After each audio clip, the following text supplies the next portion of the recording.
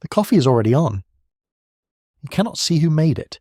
You just know, the way you know things in a house before the rest of the world wakes up, that someone was here before the light was, before the birds, before the first sounds from the street filtered through the kitchen window screen.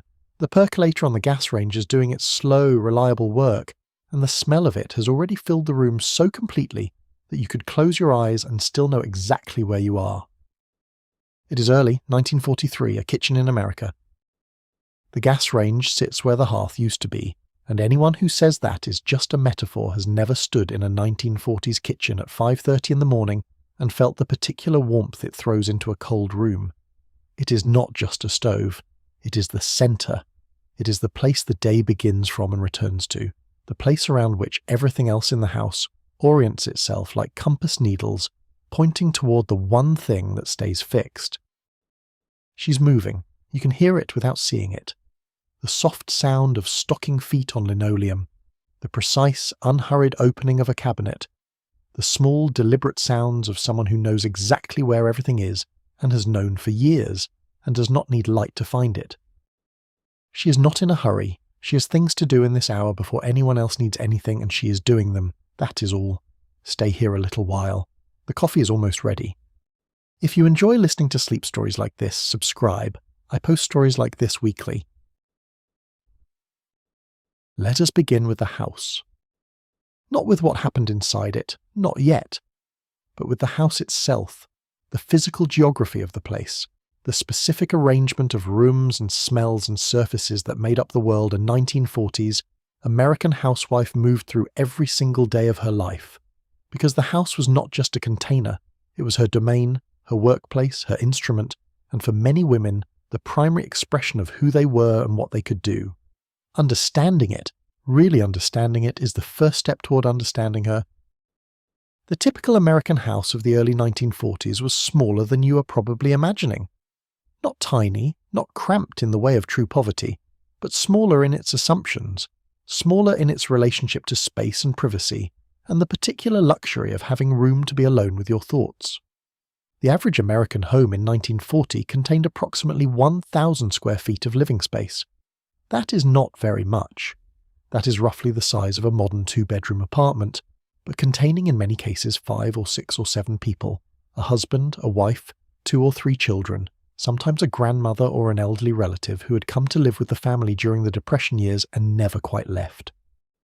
The rooms had specific jobs.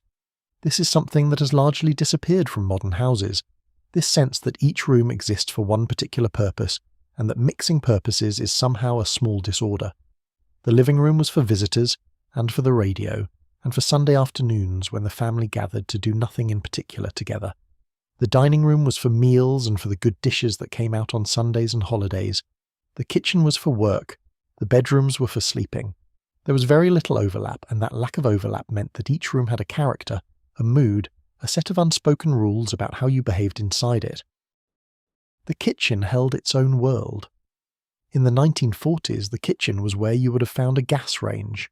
Not everyone had one. Rural electrification and gas lines were still spreading across the country.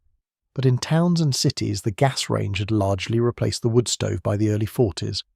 And the difference this made in a woman's daily life was significant enough that women who had grown up with wood stoves talked about it the way people today talk about getting reliable internet. It changed everything. The temperature was controllable. You did not have to build a fire before you could boil water. You did not have to carry wood. You did not have to spend part of your morning managing fuel. What you did have to manage was everything else. The icebox was still common in 1940, though the mechanical refrigerator was spreading through middle-class households through the 30s. If you had an icebox, the iceman came several times a week, and you managed your perishables with a precision that would astonish a modern cook. Nothing could be stored for long. Leftovers had to be used immediately or not at all. Milk, eggs, butter, meat, all of it had a short window, and a good housewife knew exactly what that window was for each thing, and planned her cooking around it with an instinctive accuracy that came not from genius but from years of practice. The kitchen also held the sink, deep and usually white porcelain, where dishes were washed by hand because dishwashers were still largely a fantasy, and where some women also did laundry, though larger households had a washing machine or a wringer washer in the basement or the utility room. The kitchen table, usually covered with oilcloth because it was easy to wipe clean and because it lasted, was where the children did their homework and where the husband read the paper and where the housewife peeled potatoes and wrote out her shopping list and paid the bills and sat with a cup of coffee at 5:30 in the morning before anyone else was awake. I want you to sit in that kitchen for a moment, not moving, just in it. The smell of that kitchen was specific and not unpleasant. Coffee was always part of it, because coffee was always on, or recently had been. Underneath that, the faint mineral smell of the dish soap, the sweetish smell of dried food ground into the corners of the drain, the deeper smell of whatever had been cooked the evening before that had settled into the walls and the curtains, the way cooking smells always do in a house where someone cooks every single day. In the summer there would be something green and warm coming through the screen door from the Victory Garden, something that smelled like tomato plant and black soil, and the particular humidity of a Midwestern or Mid-Atlantic summer. In winter there was just the warmth of the range, which had its own smell, faint gas, the residual heat of a surface that had been in constant use, and beneath that the cold which never quite left the corners. The living room was different, cooler than the kitchen, more formal, organised around the console radio the way an earlier generation's living room had been organised around the piano. The console radio of the early 1940s was not a small countertop appliance. It was a piece of furniture, a wooden cabinet 3 or 4 feet tall with a curved top, and a cloth grille behind which the speaker lived, and a dial that glowed amber in the dark. It stood against a wall in the living room, and it was the household's primary connection to the wider world. The news came through it, the music came through it, Jack Benny came through it on Sunday evenings, and the family arranged themselves around it the way they arranged themselves around a fire, for warmth and for company, and for the particular comfort of sound in a quiet house. The furniture in a 1940s living room was solid and meant to last. A davenport, that was the common word, that was the sofa, upholstered in something dark and practical, wine or forest green or a sturdy brown, an armchair or two, a side table with a lamp, a rag rug on the floor if the budget ran to it. The walls usually had something on them, a framed print from Woolworths, a school photograph of the children, a small wooden cross if the family was religious, which most families were, nothing expensive, nothing decorative in a self-conscious way. Things that were there because they meant something to someone in the household, not because anyone had chosen them for how they looked together. There was almost no closet space. Modern houses have closets behind every door, closets in every room, closets so numerous that we fill them without thinking and still complain there is not enough. A 1940s house had perhaps 2. Clothes were hung, folded, stored in a cedar chest at the foot of the bed, organised with a care and economy that modern closet organisation systems attempt to recreate, but rarely quite achieve because modern closet organisation systems are not driven by genuine scarcity. The bathroom had a clawfoot tub in older houses, a standard tub in newer ones, hot water from the water heater, which had to be managed. You did not take a long hot shower without thinking about it, because long hot showers cost something, and the hot water was not infinite. Children were bathed on a schedule. Baths were not daily events for adults in many households. You washed at the sink. You were clean. You were careful about it, because cleanliness was not optional. It was a moral category, a reflection of who you were and how you managed your household. But the bathroom was not the elaborate sanctuary it has become in modern life. It was a room with a function, and you performed the function and left. The bedrooms were small and organised for sleep. A double bed for the parents. Twin beds or a double bed for the children, who often shared. A dresser. Perhaps a vanity if the wife had one, which she may or may not have, depending on the household's economic situation and her own inclinations. The bedside table with the alarm clock, the small clock with the loud tick that sat on the nightstand, and was the last thing you heard before you fell asleep, and the first thing you heard when it went off in the morning. Now here's what I find myself thinking about when I think about the geography of a 1940s house. This specificity, this separateness of rooms, this sense that each space had a purpose and a mood, and a set of behaviours appropriate to it. The woman who lived in that house moved through it every day, performing a choreography so familiar it had become unconscious, a precise sequence of tasks and spaces and transitions that she had developed over years of managing the same house, in the same town, on roughly the same income with the same people sleeping in those small bedrooms. She knew her house the way a musician knows their instrument. Not abstractly, not in the way you know a thing you have read about. In her hands, in her body, in the particular angle of her wrist when she reached for the cabinet that was 3 inches to the left of where a stranger would expect it to be. She did not need to look, she just knew. There is something I want to ask you about this, and I mean it genuinely. When was the last time you knew a space that well? A kitchen, a childhood bedroom, a particular corner of a house you grew up in where the light came through the window at a certain angle in the late afternoon and you knew without checking that it was around 4 o'clock. We are surrounded now by spaces we are passing through. The 1940s housewife was not passing through. She was there. The house was hers in a way that is worth understanding before we try to understand anything else about her life. The house also had a smell that was specific to it, and that she carried without knowing she carried it, in her hair and her clothing, and the particular domestic air that clung to her wherever she went. It was not an unpleasant smell.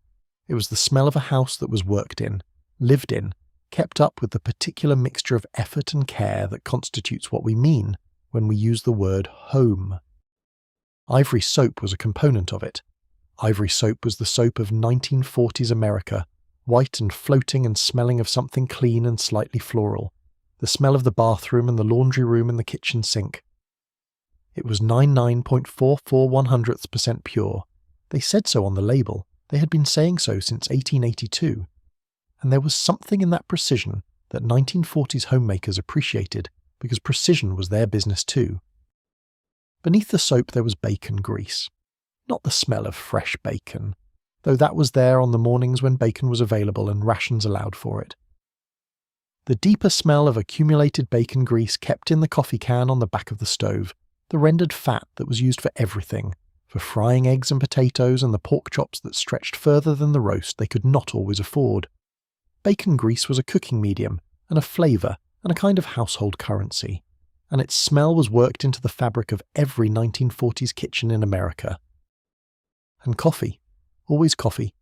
Even when coffee was difficult to come by, which it became during the war years when supplies were erratic and rationing created shortages that forced adjustments and substitutions and careful management of the can in the cabinet. Even then, some version of coffee, or something striving toward coffee, was part of the smell of morning in a 1940s American kitchen. She is still moving, the woman in that kitchen. The percolator has finished its work and she has poured herself a cup and she is standing at the window for a moment, just a moment, looking out at whatever is out there. The garden, maybe. The street, still quiet. The sky doing whatever the sky does at 5:30 in the morning in the particular part of the country she happens to live in. She has about 45 minutes before the first child wakes up. This is her time, not for rest necessarily, though she may rest in it. For thinking, for planning, for the particular kind of quiet attention to what the day requires that is not possible once the household is awake and in motion and requiring things from her. In this hour she is herself in a way she will not be again until everyone is asleep tonight, if then. We will come back to this hour. We will come back to her. But first, let us understand what the house is about to ask of her. There is a specific weight to the word hearth that we have lost in the modern translation to central heating and gas ranges, and the even more modern translation to microwaves and delivery apps, and the near-complete outsourcing of the domestic warmth production that once defined the centre of a house. When we say the hearth was the centre of the home, we are saying it metaphorically now, have been saying it metaphorically for a long time. But in 1943, in the average American kitchen, it was not metaphorical at all. The gas range was the centre. Not the living room, not the television they did not yet have, not the family car parked in the detached garage. The range. The thing that made the heat and the food and the coffee and the smell of cooking that filled the house and identified it as a house where someone was home. The range was usually white, porcelain-coated steel, white as a hospital, practical as a workbench, with 4 burners and an oven and a small warming shelf above the back burners, where things could be held at temperature while the rest of the meal came together. It stood on 4 legs that required mopping underneath, and it had a grease pan behind the burners that required regular cleaning. And it was in most households the most used piece of furniture in the house, used 3 times a day, every day, 52 weeks a year, by the same pair of hands. Those hands knew it the way hands know a tool they have used for years, not consciously, not with attention, but with the automatic confidence of mastery. The kitchen linoleum was another thing worth pausing on. Linoleum was the floor of 1940s kitchens, a material made from linseed oil and cork dust, and printed in patterns that attempted to look cheerful. Small tiles, or a basket weave pattern, or little flower motifs in yellow and white. And that was practical in the ways that mattered. Durable, wipeable, resistant to the water and grease and dropped food that was the kitchen floor's daily reality. She swept it every day, mopped it twice a week, felt the particular difference between the fresh mopped floor and the one that had accumulated a day's worth of kitchen life on its surface. The floor was part of her domain, and its cleanliness was part of what she could control, which in 1943 was a category of things she valued. The 1940s kitchen had a specific size and proportion that was different from what was built before and what would be built after. Before the 1920s, middle-class households with any pretension to status had large kitchens, because large kitchens housed the domestic servants who did the work in them. After the 1950s, kitchens would begin to grow again as appliances multiplied and as the American appetite for kitchen space increased in proportion to the decreasing number of people who cooked seriously in those spaces. But the 1940s kitchen was sized for the work that one woman was going to do in it, alone. Compact, functional, organised around the specific movements of that one body doing that specific work day after day. The kitchen window over the sink looked out at something, the backyard where the Victory Garden was, or the alley, or the neighbour's fence. This window was not just a source of light, it was a connection to outside while the inside work was being done. She stood at the sink and washed dishes looking out at whatever was out there, and whatever was out there was a small daily relationship with the world beyond the kitchen walls. In winter, the window was often frosted at the edges, and the view was grey, and she ran the hot water over the dishes and felt the warmth, and watched the bird feeder if she had one, where the chickadees and the sparrows came for the seeds she put out on Saturday mornings. The bedroom was small in a way that modern people find difficult to fully imagine. The parents' bedroom had the double bed, which filled most of the room. The dresser had a mirror, and on top of it, in the particular arrangement that was standard across millions of 1940s American bedrooms, a small dish for the husband's change and cufflinks, and the matchbook he always had in his pocket, a hand mirror with a handle, a small bottle of perfume that she used on Sunday mornings and on evenings when they went somewhere, a hairbrush and comb. These were not decorative objects. They were the instruments of a life, arranged in the order that life required. The hairbrush in particular. She brushed her hair at the dresser before bed, a practice that had been standard for so long and across so many generations of women that it carried within it the entire layered history of women sitting at mirrors in the evenings brushing their hair, which is one of those domestic rituals so old and so private that it has barely been written about and is therefore almost invisible to history.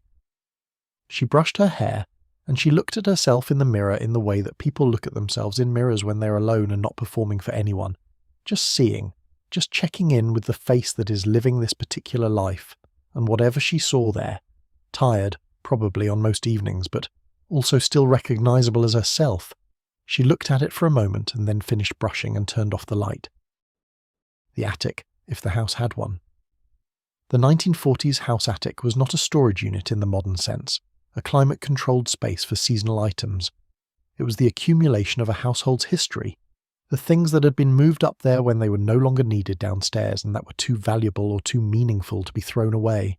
Winter coats in summer, summer things in winter, the children's outgrown clothing because nothing was thrown away before it was assessed for its usefulness to the next child, or the neighbour's child, or the donation drive, the Christmas decorations in their cardboard boxes, the extra canning jars saved from previous years, the trunk with the things from before the marriage that she had carried into the house and that now lived upstairs in the dark, letters from before the war, a few photographs, a book or two that had been hers before they became part of the household's common library.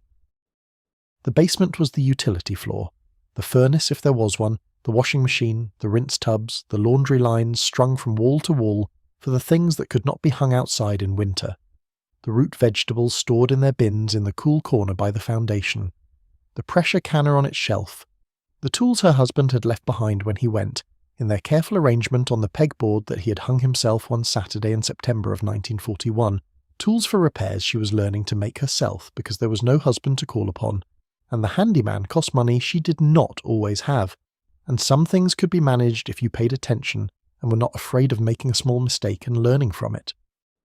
She had learned to change a washer in a leaking faucet during the second winter he was away.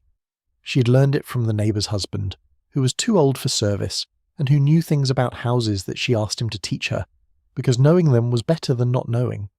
He showed her how the washer worked and where the shut-off valve was, and she paid attention and thanked him and went home, and the next time the kitchen faucet leaked she repaired it herself, and felt something she did not have a name for, which was competence discovered in an area she had not previously thought of as hers. The house smelled different at different times of day. Morning was coffee and the particular freshness of a house, before anyone had been cooking in it, with the overnight cold still in the corners. Noon was whatever was on the stove, the vegetable soup she made every Monday from the previous week's accumulated vegetable ends, and the bone from whatever had been roasted on Sunday. A soup that used everything that might otherwise be wasted, and that tasted better than its origins might suggest, deep and savoury and warming, the smell of it filling the house by 11 in the morning and making everyone who came through the door at lunchtime feel welcome before they had said a word. Evening was dinner cooking, and then dinner itself, and then the dish soap and the hot water and the particular smell of a kitchen that has been worked in all day and is now being cleaned up for the night. And underneath all of it, always, the smell that was specific to this house and this family, the smell that cannot be reduced to its components, but that was the smell of people living together over years, the accumulated presence of specific bodies in a specific space, the smell that is not registered consciously by the people who live in it, but that is immediately recognizable to them when they come back to it after an absence. The smell of home, the smell that soldiers wrote about in their letters when they were trying to describe what they were missing, not the words for it.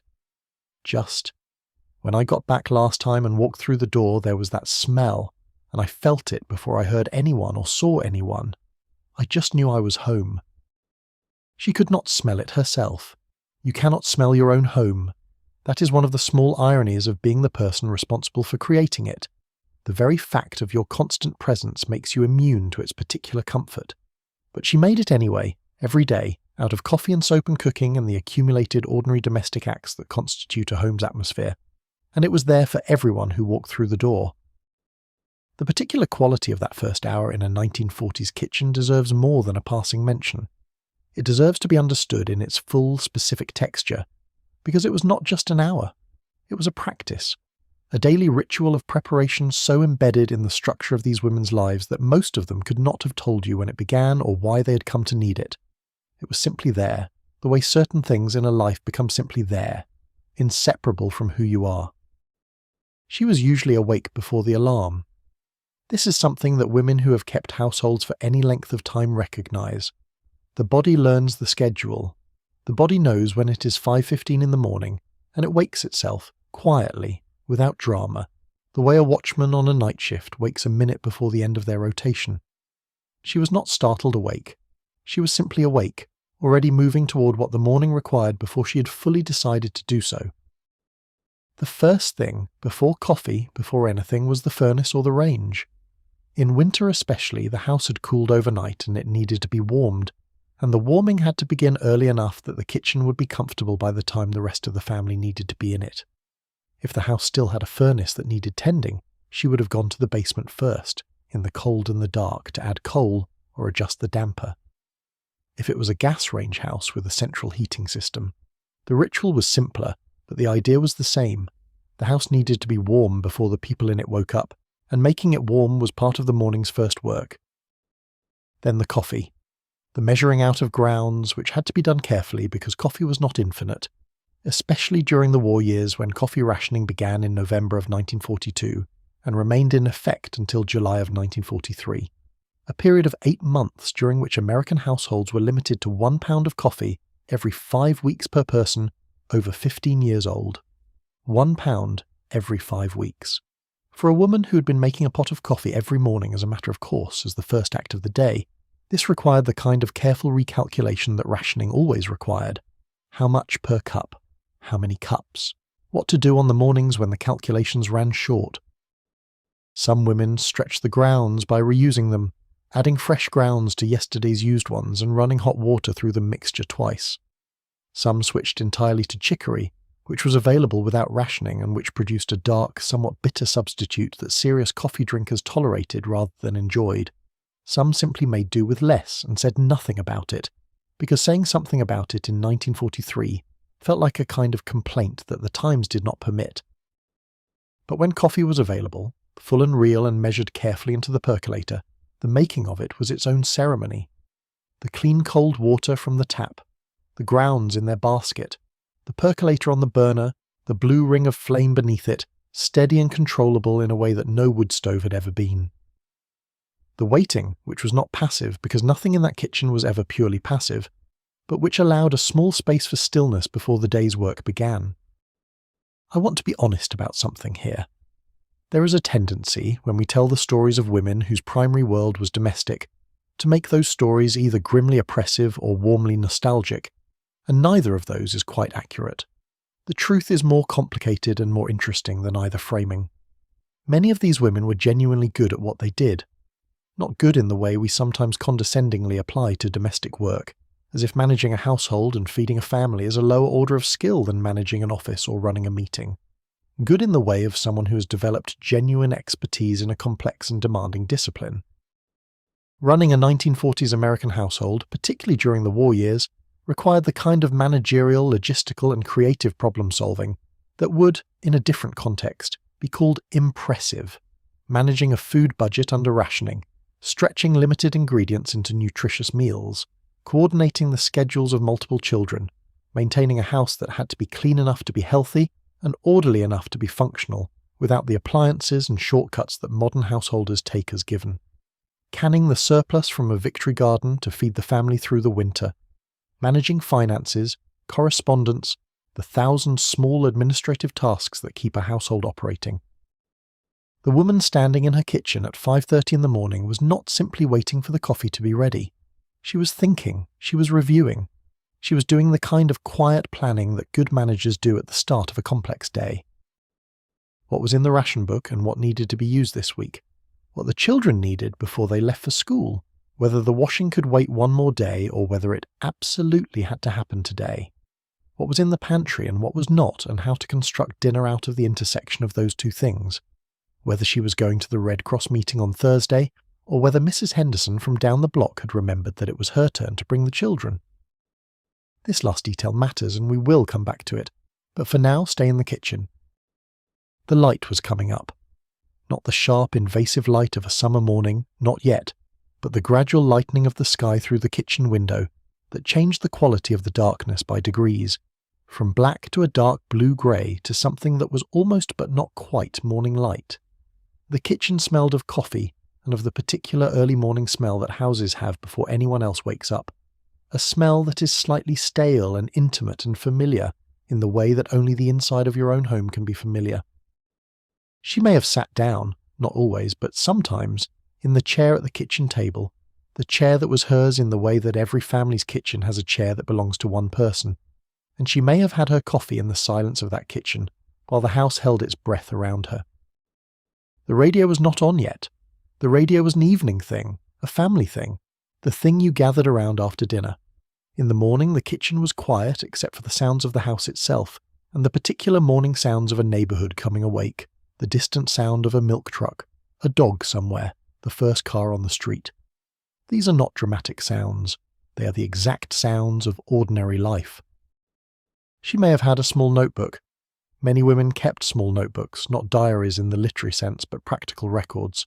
Shopping lists, canning inventories, reminders of things that needed to be done, account books of what was spent and what remained. The keeping of these notebooks was both a practical necessity and something more than that. It was a record of management, evidence of a domestic enterprise being run with care and attention, and a degree of seriousness that the broader world did not always bother to recognise. In the notebooks that have survived from this period, you can see the precision of women who understood that their household's margins were narrow, and that narrow margins require tracking. The handwriting in those notebooks is itself a record. The early entries from the first years of the marriage, when the system was still being established, tend to be more tentative. The lists written in full sentences, the accounts repeated and rechecked. The later entries are clipped, confident, the abbreviations and shorthand of a person who's been doing this long enough that the full word is no longer necessary. CP for current price, R points remaining, VG for victory garden. The shorthand is evidence of mastery. When you have done something long enough, you stop needing to explain it to yourself. The quiet of 5:30 was also the time when, occasionally, she allowed herself the luxury of a thought that had nothing to do with the household. A memory of something from before the children, before the war, the specific texture of an afternoon 10 years ago that surfaced briefly in the early morning stillness before the day pushed it back under. A piece of music she'd heard on the radio that had stayed with her. A line from a book she was reading in small increments, 10 pages at a time before sleep, that she turned over in her mind before the household's demands reclaimed her attention. These are not remarkable things to have in a mind. They are the ordinary interior life of a person with an active inner world. I mention them because the history of housewives tends to exclude the inner life, except in its most domestically relevant expressions, as if the woman in the kitchen were fully described by her role in it, as if there were no surplus of personhood that exceeded the function. There was. There always is. Columns of figures, lists of prices, notes like, save bacon grease, need at least 2 more cups before I can render, or tomatoes almost ready, must get more canning lids next time at the 5 and dime. These notebooks are small archives of competence, records of minds that were continuously working, managing, planning, solving the daily logistical problems of keeping people fed and warm and functional. The historian Susan Strasser, who wrote one of the finest studies of American housework, made an observation that has stayed with me. She noted that the skills required to manage a wartime household were not the diminished, simplified skills of someone who had been displaced from more serious work. They were their own serious work.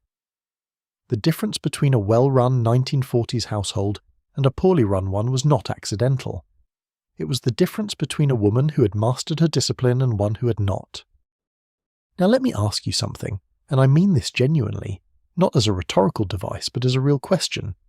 When is the last time you did something that required the full use of your attention, and your skills, and your planning, and your creativity, and at the end of it, at the end of a long and complex day of it, the result was that the people in your household were fed and warm and their needs were met? When was the last time the work you did was measured in those terms, in terms of people cared for, in terms of a household held together, in terms of a family that had what it needed? I ask because I think we have largely lost the vocabulary to value that kind of work. We have not lost the work itself. Someone still does it.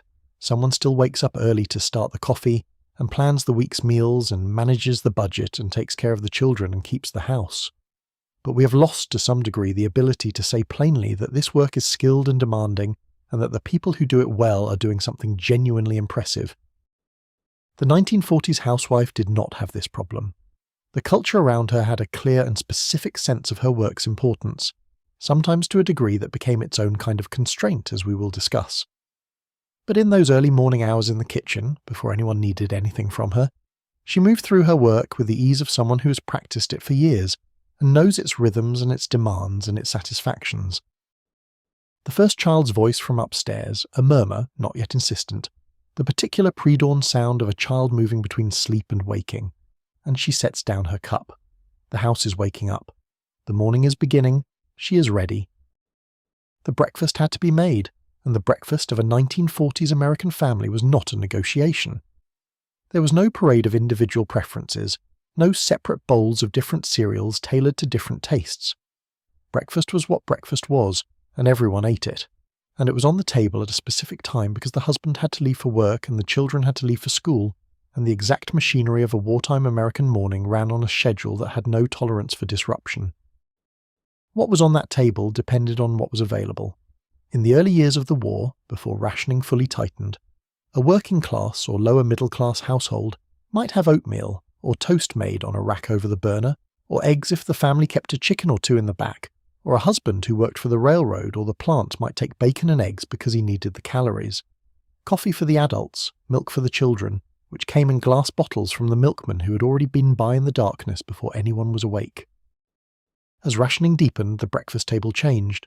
Not dramatically, not in a way that announced itself as deprivation, because one of the skills of the 1940s housewife was the skill of making what was reduced feel, to her family, like simply the way things were. But the mathematics of the ration book were always present in the background of every meal she made. Red points for meat and dairy, blue points for processed foods. Each item in the store had a point value in addition to its price, and the housewife managed two currencies simultaneously, her cash budget and her point budget, neither of which she could exceed without consequences. Running low on red points mid-month meant careful adjustments in the last 2 weeks. Planning a week's meals that balanced nutrition with the available points required a kind of domestic algebra that nobody had asked these women to perform before the war, but that they performed, most of them, with a quiet effectiveness that the government itself eventually came to marvel at. The Office of Price Administration, which administered the rationing system, relied entirely on American housewives to make it work. The system had no teeth beyond their cooperation. The rationing office could print the books and set the point values, but it was in the kitchens of America, in the daily decisions of women managing their households under constraint, that the program either succeeded or failed, and it largely succeeded. Historians who have studied the rationing system note with consistent surprise how effective it was, how well American families actually managed within it, how few real shortages emerged compared to what the planners had feared. The reason it worked was not good administration. The reason it worked was good housewives. She is getting the children up now. You can hear it through the ceiling. The particular sound of a child being raised from sleep in the dark, the low negotiating voice, the child's resistance, the firmness beneath the patience that gets everyone out of bed and downstairs and into whatever needs to happen before the school bus comes. She has been awake for 40 minutes and her morning's work is just beginning. The particular quality of 5:15 in the morning deserves its own extended attention, because the hour before the household woke was not simply a practical interval for the preparation of breakfast. It was the only hour in the day that was unambiguously, uncomplicated hers. Every other hour of the day was shared, was divided, was claimed by the various needs of the various people who depended on her. Even the evenings, which were quieter, were not entirely private, because the children were upstairs and might need something, and the mending was there, and the letter was there, and the awareness of the tasks undone was always present at the edge of the quiet. But 5:15 in the morning was before any of that began. The children did not wake at 5:15. The husband, on the mornings when there was a husband, did not wake at 5:15. The street was not yet fully in motion. The mail had not arrived. Nothing had happened yet that required her response. This is a specific kind of freedom that is rarely named, but that people who have it, or who have had it and lost it, recognize immediately. The freedom of being awake in the world before the world requires anything of you. The freedom of being a person rather than a function, for just this hour before the functions begin. What she did with it varied. Some mornings she planned, some mornings she simply sat. The difference is worth noting because the simply sitting, the cup of coffee held in both hands, the not doing, was not idleness in the negative sense. It was a form of presence, a gathering of self, the daily practice of returning to oneself after the dispersal that family life requires. The practice of daily solitude is one of those things that sounds either obvious or strange, depending on the person reading it. For someone who has never needed solitude, the idea that a few minutes alone at the beginning of the day constitute a genuine psychological necessity seems like an overstatement. For someone who has managed a household and the emotional needs of several people simultaneously for any extended period, the idea requires no explanation at all. The 1940s housewife did not have therapeutic language for what she was doing in those early morning hours. She did not have the concept of boundaries or self-care or restorative solitude in the terminology that would have made sense of it to a modern reader. What she had was the instinct that those hours were necessary and the practice of protecting them. Many women got up before they needed to specifically in order to have this time, not to do more work, they were doing an enormous amount of work, but to do less. To be in the kitchen with the coffee and the early light and the particular silence of a house before the day began. To have a few minutes that were not organised around the needs of anyone else. Some women prayed in this time. The morning prayer, the specific Catholic Angus, or Protestant morning prayer that began the day with a deliberate orientation towards something larger than the household's demands, was for many women the backbone of those early morning hours, It was not something I want to oversimplify or to characterize from the outside in ways that might miss what it actually meant to the woman practicing it. What I can say is that for many women, the early morning prayer was the moment in the day when they were most fully themselves, most directly addressing what they believed to be the deepest level of their own existence, and that having that moment daily was not separable from their ability to manage everything else the day required. Others read, not novels necessarily, though some, the Bible in many households, the newspaper, though the newspaper was usually her husband's territory, and she might or might not have gone to it first in his absence. A magazine, perhaps, Good Housekeeping or Ladies' Home Journal or Better Homes and Gardens, publications that were simultaneously practical domestic manuals and cultural artifacts, reflecting back to women an image of domestic life that was both aspirational and instructive. She may have read an article on how to make a pound of hamburger go further. She may have read a recipe that she was considering trying. She may have read a piece on canning techniques or victory garden planning that gave her an idea she tucked away for later. The reading was part of the ongoing education of a domestic professional who did not have a professional school but had periodicals and neighbours and the agricultural extension service and the accumulated practical wisdom of every woman she had ever watched cook. The temperature of the house at 5:15 in February. This is a specific sensory detail I want to give you because it is important for understanding what the morning actually felt like, rather than what it looked like in a retrospective idealization.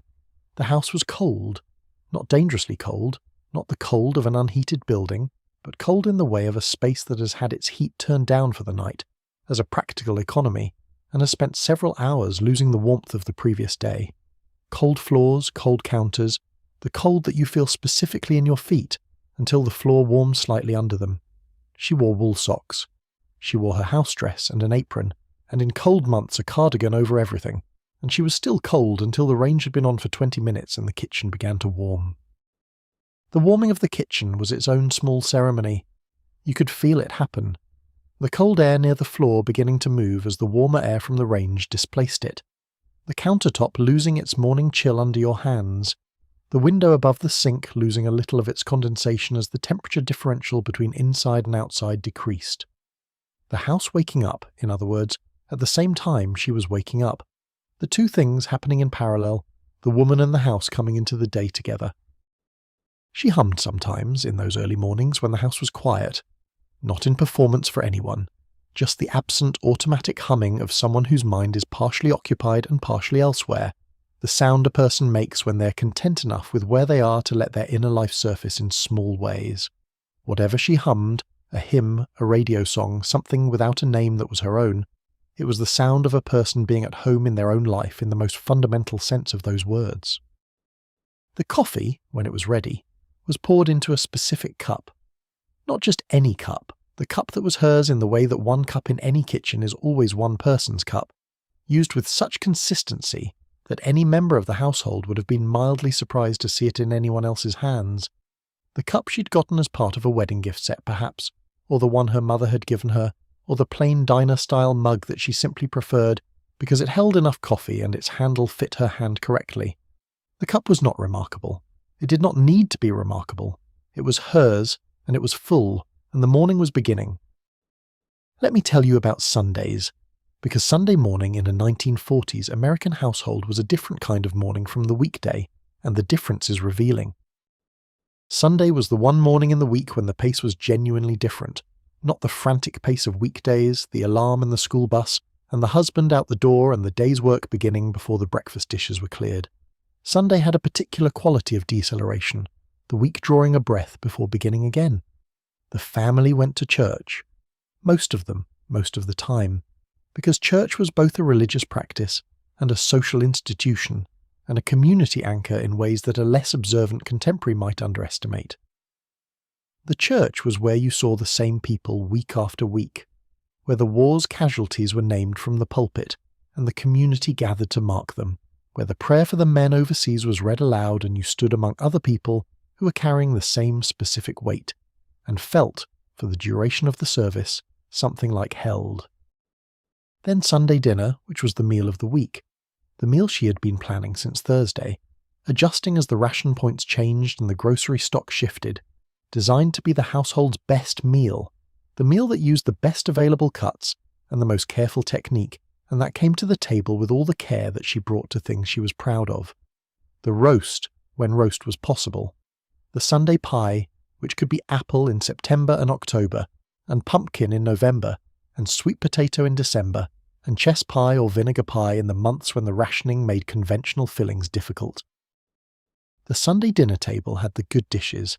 They came out once a week, the dishes that had been a wedding gift and that lived in the china cabinet in the dining room, and that she washed by hand separately from the everyday dishes because they required more care. The good dishes were not for show, though they were also for show. They were for marking the occasion. They were for saying, with the table setting and the food and the extra effort, that Sunday mattered, that this family mattered, that the meal they were sitting down to together was worth preparing properly. She had set that table hundreds of times. She had been setting it since the year they were married. She knew how far apart the glasses went and how to fold the napkin and which way the knife faced, and she did these things without thinking about them, the way you do all things you've done so many times that they have passed from action into something more like breathing. On the Sundays when the husband was home, he carved the roast at the table. This was a specific domestic choreography. She brought the roast from the kitchen and set it in front of him, and handed him the carving fork and the carving knife, and he stood at the head of the table and carved. And the children watched with the particular attention that children pay to something ceremonial, and she stood nearby ready to take the plates as they were filled and add the vegetables and the gravy, and the whole operation had a practiced quality of long coordination. Two people who have done this together many times and know their parts without needing to communicate them. On the Sundays when he was not there, she carved it herself, at the side of the table, less ceremony in it but no less care. The roast was the same roast. The family was the same family. There is a detail about the ration book that stops me every time I think about it for too long. The ration book was not issued to the household. It was issued to each individual person in the household.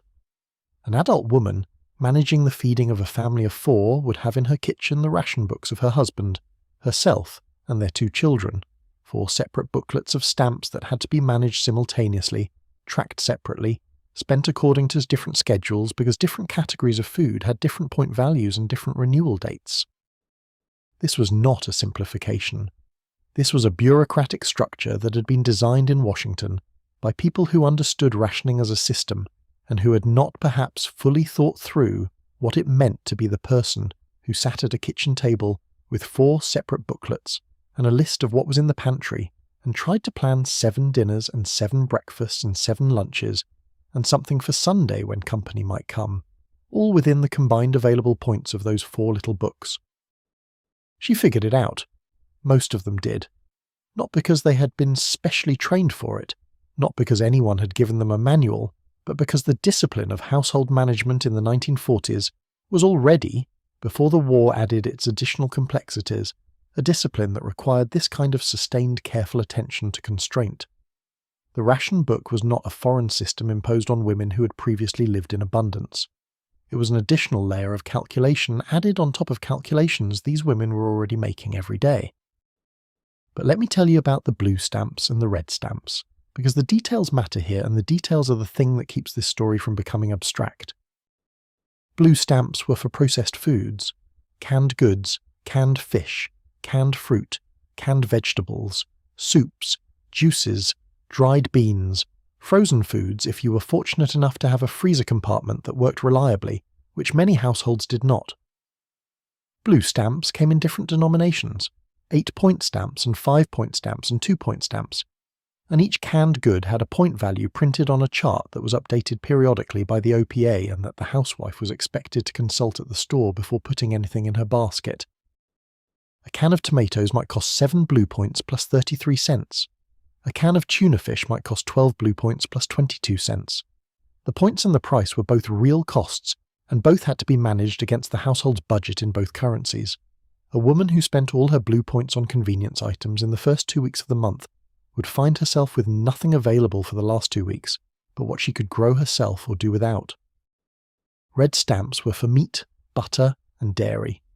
These were the harder rations because they covered the things a family needed most, the protein and the fat that kept people fed in a substantive way. A family of 4 was allotted a certain number of red points per week, and the points went quickly. A pot roast might cost 48 red points. A pound of butter might cost 16. Bacon, when it was available, cost points, and sometimes disappeared from store shelves entirely regardless of whether you had points to spend. The housewife's response to this was a form of creative engineering that I think deserves to be recognised as such, even though at the time it was simply called cooking dinner. Meat was stretched. A small amount of ground beef could feed a family of 4 if it was combined with breadcrumbs and oatmeal, and formed into a meatloaf that was more filler than beef by volume. A chicken could feed a family for 3 days. The first day as roasted chicken, the second day as creamed chicken over biscuits, the third day as chicken soup made from the carcass, and whatever vegetables were in the refrigerator. A ham bone could be the backbone of several meals in sequence, each one using the previous meal's remainders to create something that tasted different enough from the last version that the family did not notice, or if they did not say anything. Oleomargarine replaced butter when butter points ran low. Oleo is the name worth pausing on for a moment because it carries within it an entire social history. Margarine had been around since the 1870s, invented in France as a cheaper substitute for butter, but it had always been the understudy, the inferior alternative, something you used when you could not afford the real thing. In the 1940s, the dairy lobby's influence on Congress had produced a set of regulations that required margarine manufacturers to sell their product in its natural white state, which closely resembled lard and which nobody particularly wanted to spread on toast. The workaround was the colour packet. Oleo was sold with a small capsule of yellow food dye included in the package. The housewife would take the white block of margarine and break it into a bowl and empty the dye capsule over it, and knead the whole thing together with her hands until the colour was distributed evenly, and the result looked something like butter. This was entirely legal and moderately labour-intensive and widely practised, and if you ask any woman who grew up in a 1940s American household whether she remembers the colour packet, she will almost certainly say yes. This detail, the butter that was not butter but had to be made to look like butter by the woman who was serving it, contains something that I find genuinely moving when I think about it carefully. It is the effort behind the presentation. It is the work done to make the reduced thing appear, to the family sitting at the table, as close as possible to the full thing. Not because the family would have suffered unduly from seeing white margarine on the table, but because part of what the 1940s housewife understood her role to require was the maintenance of a particular quality of ordinary life, even when the materials available for maintaining it were diminished.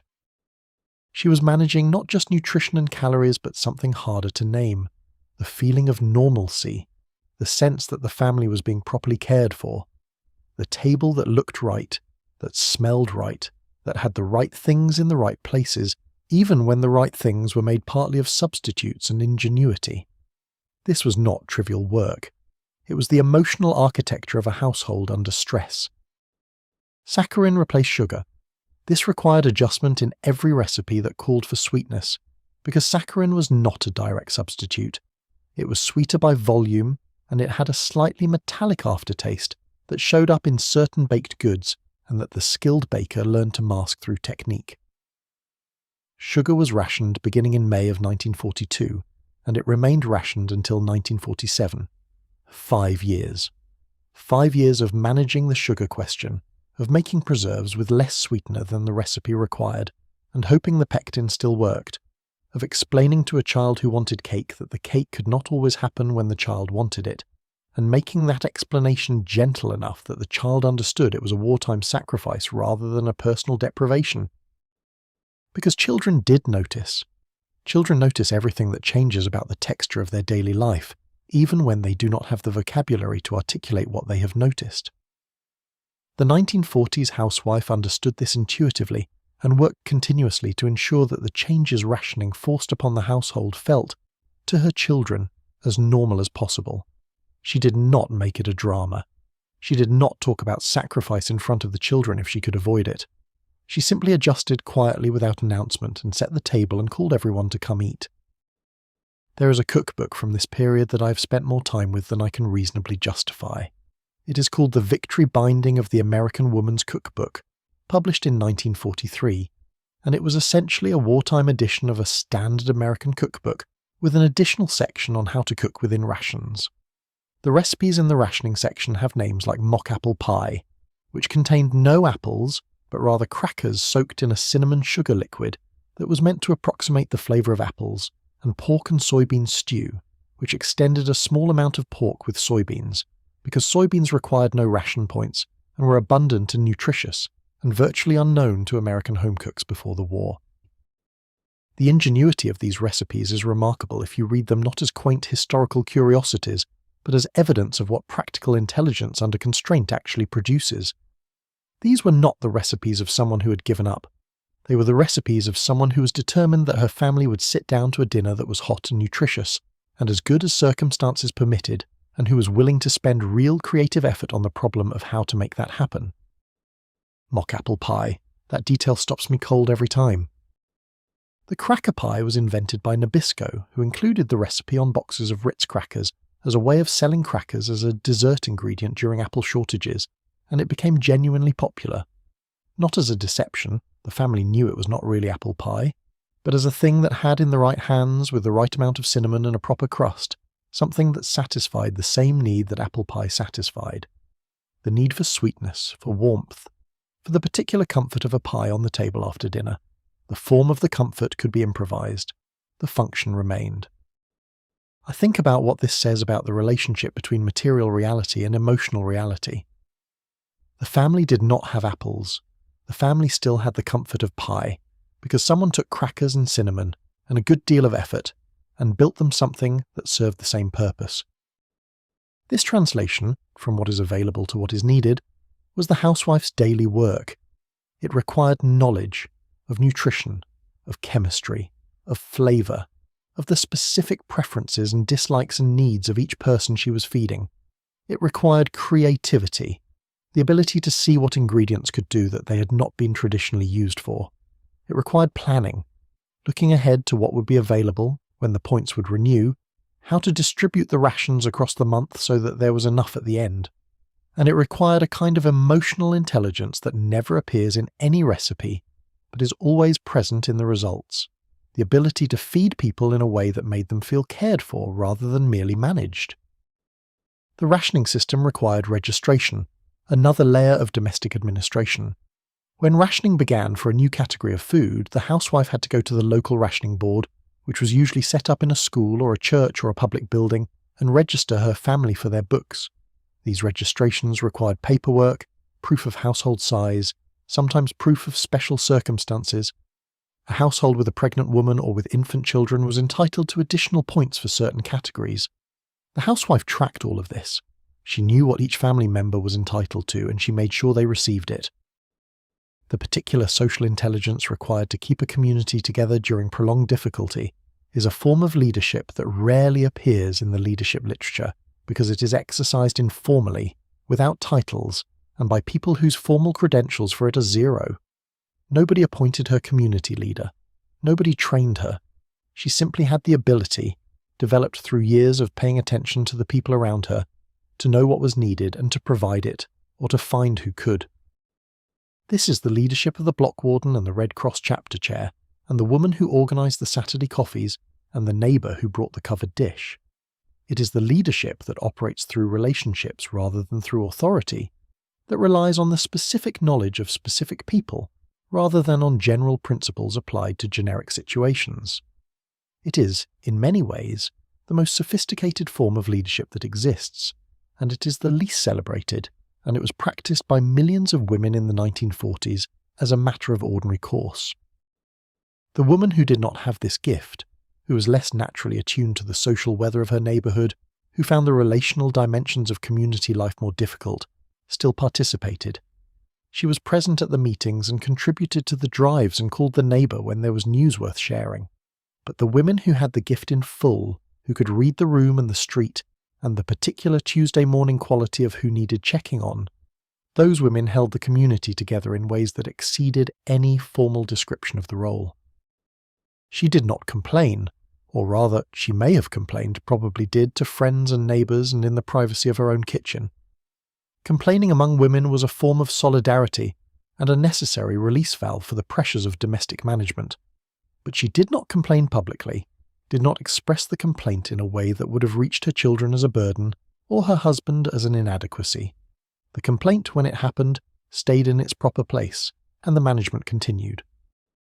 Let me tell you about point values and what they actually felt like to manage in the daily life of a household. A family of 4 might receive between 48 and 52 blue points per week, depending on the specific rationing rules in effect during any given period, and these rules changed as the supply situation changed. This sounds like plenty until you start adding up what a week's worth of canned goods costs. A few cans of tomatoes for the tomato sauce that the pasta needed, since fresh tomatoes were only available in season, and canned tomatoes were the year-round substitute. A can of tuna for the Friday casserole, because Catholic families did not eat meat on Fridays, and many non-Catholic families had adopted the meatless Friday as a patriotic gesture.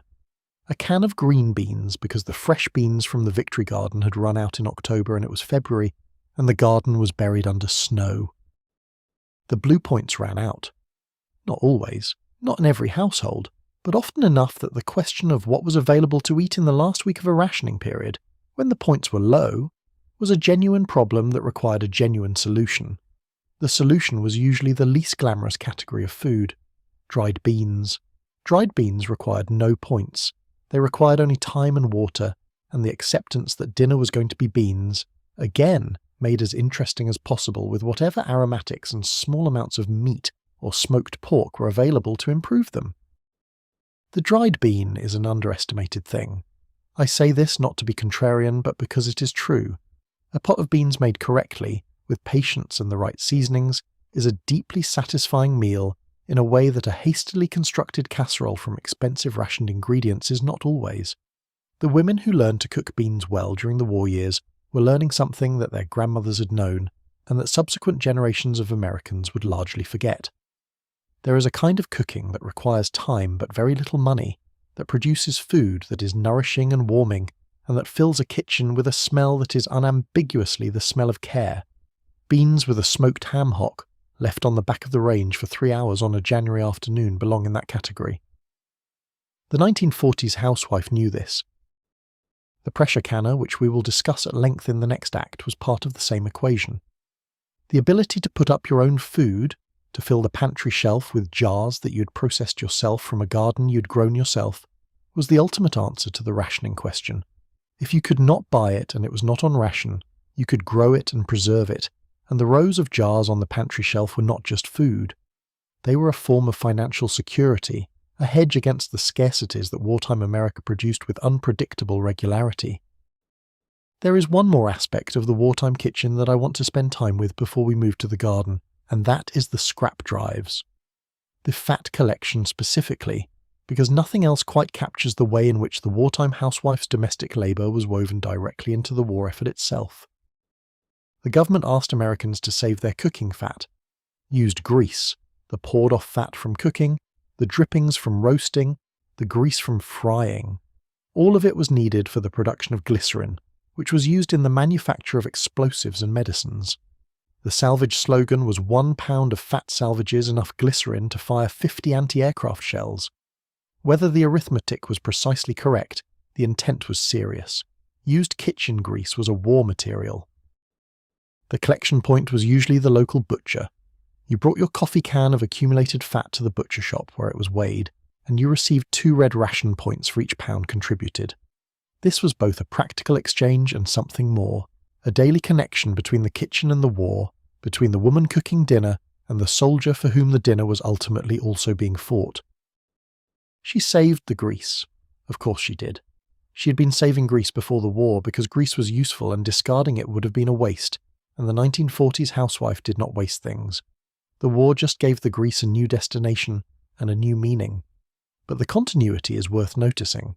The habits that made the wartime household function had not been improvised in response to the war. They had been developed over years, over a lifetime of managing a household on a budget in which nothing could be wasted. The war needed those habits, and those women had them. This is, I think, the central insight about the 1940s housewife and her relationship to the war effort. The government did not transform her into an efficient domestic manager for the duration. She already was one. The war just called on skills that had always been there and finally, briefly, gave them explicit recognition and said clearly, What you do matters. The country needs what you know. She poured the coffee can of grease into a clean container and carried it to the butcher on Tuesday morning, and the glycerin went to a factory, and the factory sent something toward the war. This was simply Tuesday.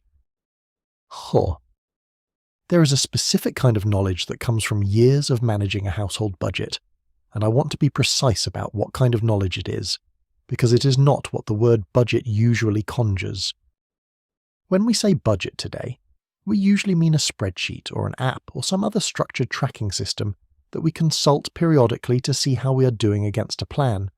The 1940s, housewife's relationship to her household's finances was not a spreadsheet relationship. It was a relationship built into her body, carried in her head, present in every single purchase decision she made from Monday morning at the grocery store to the last stop at the pharmacy on Saturday afternoon. She did not consult a budget. She was the budget. She knew the price of things the way a musician knows intervals, not by thinking, but by having heard them so many times that they live below thought, in the part of the mind that operates before conscious calculation begins. She knew that bread was 15 cents a loaf at the A&P and 16 cents at the corner grocery, and why the penny difference mattered at the end of a week when margins were already thin. She knew that the end-of-week sale on the ground beef meant buying what she could manage to use or preserve and freezing the extra if the refrigerator had sufficient freezing capacity, which it sometimes did and sometimes did not, and she knew which months the refrigerator was reliable and which months it needed adjustment. This price knowledge extended to everything. The 3 cents she saved on the can of tomatoes by buying the store brand instead of the national label. The calculation about whether the extra trip to the other side of town to reach the store with the better meat prices was worth the bus fare, which was 10 cents each way, and whether the savings exceeded the 20 cents for the round trip. These were not occasional considerations. They were the daily texture of running a household on a budget that did not have room for inattention. She shopped with a list. The list was prepared on Thursday or Friday for the Saturday shopping, and the list was the product of the week's planning. What she needed for the meals she had planned, what was running low in the pantry, what the ration books would allow, what could be substituted if the store was out of the primary ingredient. The list was amended in the store as she found things present or absent, as she made the real-time calculation about whether the substitute was adequate or whether the meal needed to be reconceived on the spot. The grocery store of 1943 was not the supermarket that would begin to emerge later in the decade and dominate the following one. It was typically a smaller store, often family-owned, with a counter behind which the grocer worked.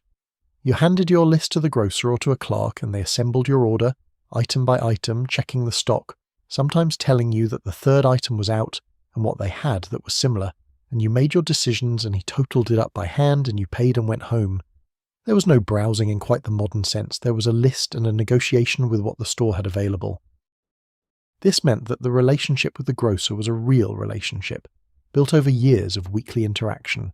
He knew her preferences and her limitations and her family's needs. He knew when she was running low on something she usually bought in quantity. He sometimes set things aside for her that he thought she would want. She knew his name and his family situation, and which days of the week the new shipments came in, and which days were better for finding the produce in good condition. This knowledge was not sentiment. It was information that made the household's management more efficient. The butcher was a separate relationship. Meat, even rationed meat, required a different kind of negotiation, because the cuts varied and the quality varied, and the good butcher who knew what you needed and how you cooked and who you were could make a significant difference in the quality of what went on your table from a pound of what was available. The butcher who knew that she was feeding a family of 4 on a tight ration, and who understood what she could do with a soup bone and a small amount of chuck could help her use her red points in ways that produced better results than a butcher who simply weighed what you pointed at and charged the ration points and moved on. She had been building these relationships for years. They were not glamorous relationships, and they did not appear in anyone's accounting of the wartime economy. But they were real, and they functioned as a form of social capital, a network of knowledge and mutual accommodation that made the household's daily management more effective than it would have been for a stranger. The substitutions of the wartime kitchen deserve more attention than they usually receive in popular histories of the period, because the substitutions were not a sign of defeat. They were a form of improvised domestic science that in many cases produced results that the original recipe would not have produced, and sometimes improved on the original. Powdered eggs are the obvious example because they are the one everyone mentions, usually with a grimace, as evidence of wartime deprivation. Powdered eggs were dried whole eggs, reconstituted with water for cooking, used when fresh eggs were scarce, or when fresh eggs needed to be conserved for a specific purpose. They were, it must be said, genuinely inferior to fresh eggs for most uses. Scrambled powdered eggs had a texture that nobody preferred. Powdered eggs in baked goods were acceptable. Powdered eggs in a custard were a brave but ultimately unsuccessful attempt. But here is what the skilled 1940s cook knew that the powdered egg story usually leaves out. The egg question was not binary. You did not cook exclusively with fresh eggs or exclusively with powdered eggs. You used fresh eggs where the egg's quality was noticeable and irreplaceable, and you used the powder where the egg was a binding agent or a leavener, and the difference was not detectable in the finished product. This is a distinction that requires actual cooking knowledge to make correctly, the ability to understand not just what a recipe calls for, but why it calls for it, what the ingredient is doing, whether a substitute can perform the same function as well or better or less well. The 1940s housewife had this knowledge in a way that many modern cooks, with far more choices available to them, do not need to have. The use of dried beans as a meat substitute, not a complete substitute, but as a protein extender, a way of making a small amount of meat go much further, was another form of substitution that required real skill to execute well. A bean dish that tastes like a bean dish because the beans are the point is one thing. A bean dish designed to carry the flavour of a small amount of ham or bacon or chicken throughout a dish that feeds 4 people substantively is another thing, and the second is a genuine culinary achievement that the professional cooking world now calls umami building, and that the 1940s housewife called Tuesday's dinner. The specific technique mattered. The dried beans had to be soaked overnight or quick-soaked in boiling water to reduce their cooking time. They had to be cooked low and slow with whatever aromatics were available. The onion, the garlic if you had it or used it, the bay leaf, the smoked pork product that provided the depth of flavour that made the beans taste like dinner, rather than like something you were eating because there was nothing better. The timing of the salt was important. Add it too early and the beans would not soften properly. Add it at the right moment and the whole pot came together in a way that justified the hours of cooking. She knew when to add the salt. She had always known. It was not a secret or a trick. It was simply knowledge, built through repetition that lived in her hands and her judgment rather than in a recipe card. Corn syrup substituting for part of the sugar in recipes that called for more sugar than the ration allowed. The specific types of fat substitutions that worked in different applications. Vegetable shortening instead of lard in pie crust, which produced a slightly different texture but an acceptable one. Olive oil instead of butter in certain bread recipes, acceptable with careful adjustment. Carrot juice as a sweetener in some baked goods, because carrots have a natural sweetness that can supplement reduced sugar without introducing a detectable carrot flavour. These are not the improvisations of someone working through desperation. They are the improvisations of someone who understands how food works at a level beyond recipe following. The Victory Garden was part of this substitution system in the broadest sense. What you grew yourself did not require ration points. What you grew yourself could be harvested and eaten at peak freshness, in quantities and at times that the commercial produce supply could not always match. What you grew yourself represented a form of economic freedom within the constraints of the rationing system, a domain in which the system's limitations did not apply because you had produced the food yourself. This connection between the garden and the ration book, between the seed in the ground in May and the jar on the shelf in January, and the dinner on the table in February, was one of the most direct connections between the 1940s housewife's domestic labour and the national war effort. She was not a symbol of it. She was the actuality of it. The 1/3 of civilian vegetable consumption that the Victory Garden supplied was not a statistic. It was 40 million hands in 40 million gardens, and among those hands hers. Let me tell you about the particular anxiety of the last week of the rationing period. The OPA issued ration books on a monthly basis, and the points renewed at the beginning of each new period. This meant that the last week of the month was the week when the points were lowest, the week when the meal planning had to account for what remained rather than what the family ideally needed. In a household where the management had been careful and the planning had been effective, the last week was manageable. The pantry had reserves, the canning shelf had options, the Victory Garden's preserved products filled the gaps.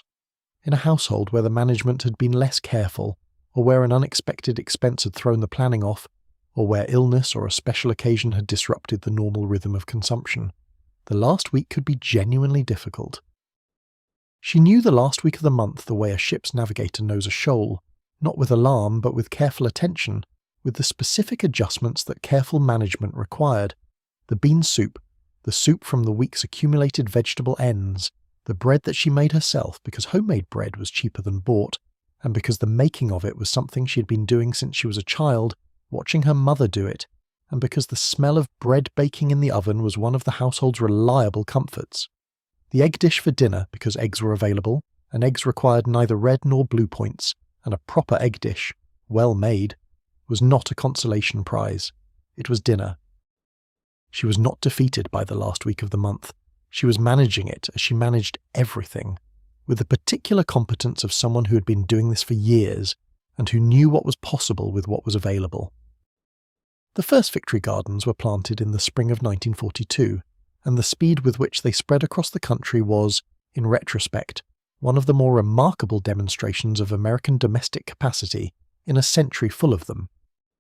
The government campaign began in earnest after Pearl Harbor, when the military's enormous food requirements combined with the disruption of global supply chains and the redirection of farm labor toward industrial work created real pressure on the civilian food supply.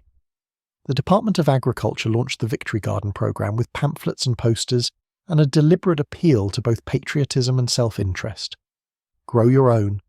Free up the commercially grown food for the men overseas. Reduce your family's dependence on the rationing system. Contribute. Americans responded with a speed and scale that surprised even the program's organizers. By 1943, there were an estimated 20 million Victory Gardens in operation across the United States. 20 million. In backyards and vacant lots and rooftops and window boxes, in every city and suburb and small town, wherever a patch of earth could be turned over and seeds could be sown and tended and brought to yield. The production from these gardens was estimated at approximately 1/3 of all the vegetables consumed by Americans during the war years. 1/3 of the national vegetable supply grown not by farms, not by the agricultural system, but by American housewives in their backyards on Tuesday and Thursday mornings. I want you to hold that number for a moment, not as an abstraction, as a weight. Every jar of canned tomatoes that the housewife put up in August had started as a seed she planted in May. Every bean she dried had been picked from a plant she'd watered through the heat of summer and the dry spells that always come in July if you live in the middle of the country.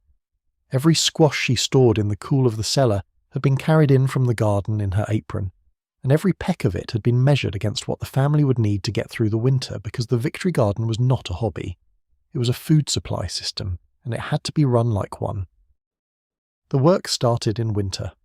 Planning the garden required actual planning, not the casual optimism with which modern people sometimes approach a backyard garden, buying seed packets in the spring and hoping for the best, but the specific, considered planning of someone who needed the garden to produce enough to make a real difference in the household's food supply. She knew the square footage of her available plot. She knew what her family ate most of, and what could be preserved and what could not. She knew the frost dates for her region and how long each crop needed between planting and harvest. She planned accordingly. The digging. This deserves its own paragraph because it was not a small thing. Breaking new ground or turning over ground that had been rested over winter required real physical labour, the kind of work that uses your back and your arms, and that leaves you genuinely tired at the end of it. Many women did this work themselves, with a spade or a fork in the early spring before the ground fully softened, when the soil was still cold and heavy and resistant.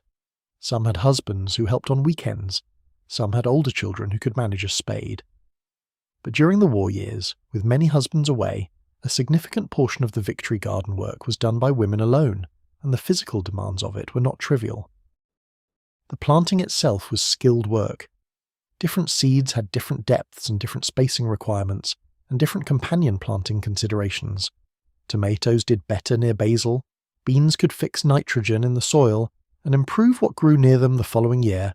Carrots and onions were sometimes planted in alternating rows because each repelled pests that afflicted the other. This was not botanical chemistry class knowledge. It was the accumulated practical wisdom of women who had learned from their mothers and their neighbours and the Department of Agriculture pamphlets that told you in plain language what went in the ground and when and how deep and how far apart. Then the tending. Through the hot months of summer, the garden required regular attention. Watering when there was no rain, which in most parts of the country there was not enough of during July and August. Weeding, which was continuous because weeds did not care about the Victory Garden campaign and grew with their characteristic unbothered persistence in the spaces between the bean rows and around the base of the tomato plants. Staking the tomatoes as they grew, because a heavy tomato plant without a stake would sprawl on the ground and rot. Watching for pests. The Japanese beetle, which arrived in the American East in enormous numbers during the 40s and which would devastate a bean crop if left unchecked, had to be picked off by hand into a jar of kerosene. The gardener did this. She went along the row in the morning with her kerosene jar and she picked beetles, and she did not complain about it because it needed to be done. And then the harvest, which arrived with a simultaneity that always required adjustment.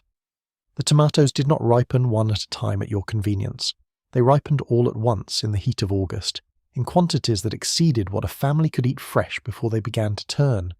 This was the canning problem, which was also the canning opportunity, which was also the single most labour-intensive activity in the domestic year. Let me tell you about canning in 1943 specifically, because the context matters. Canning was not a new skill. American women had been home canning since the mid-19th century, and the basic equipment, the glass jars, the rubber gaskets, the metal lids, the water bath canner for high-acid foods, was familiar to most women who had grown up in households where canning was done. But the pressure canner was newer and more powerful and more complicated and more important. A pressure canner looks like an oversized stock pot with a locking lid and a pressure gauge on top. It works by building up steam pressure inside, which raises the temperature of the boiling water above the normal 100 degrees Celsius to approximately 115 or 120, and this higher temperature is what allows the safe preservation of low-acid foods. Beans, corn, meat, the vegetables that a water bath canner cannot process safely because the temperature is not high enough to kill the bacteria that cause botulism. Botulism was the real and specific risk of improperly canned food, and every woman who canned knew it. The government had published extensive guidance. The Agricultural Extension Services ran canning demonstrations. The pamphlets explained exactly what temperatures were required and what pressure gauges should read and how long each type of food needed to be processed. A woman who followed the guidance carefully had a canning shelf of safe food that would feed her family through the winter. A woman who cut corners, who did not reach sufficient pressure or did not hold it long enough, might put up dozens of jars of food that would look fine and seal properly, and that, when opened months later, would make her family gravely ill. This was a genuine responsibility, and the women who took it seriously, which was most of them, approached the canning season with a focus that reflected it. The canning days of late summer were long and hot. The pressure canner on the gas range generated heat that filled the kitchen, and August was already hot, and the work could not wait for a cooler day because the tomatoes or the beans or the corn were ready now and would deteriorate if not processed quickly. You did the work when the food was ready. The kitchen temperature on a canning day could reach the high 80s or even the 90s, and the work continued regardless. The preparation first, washing the jars, which had to be scrupulously clean, checking the rubber gaskets or the lid seals, replacing any that showed damage, preparing the food, which meant washing and peeling and chopping and blanching as required by the recipe.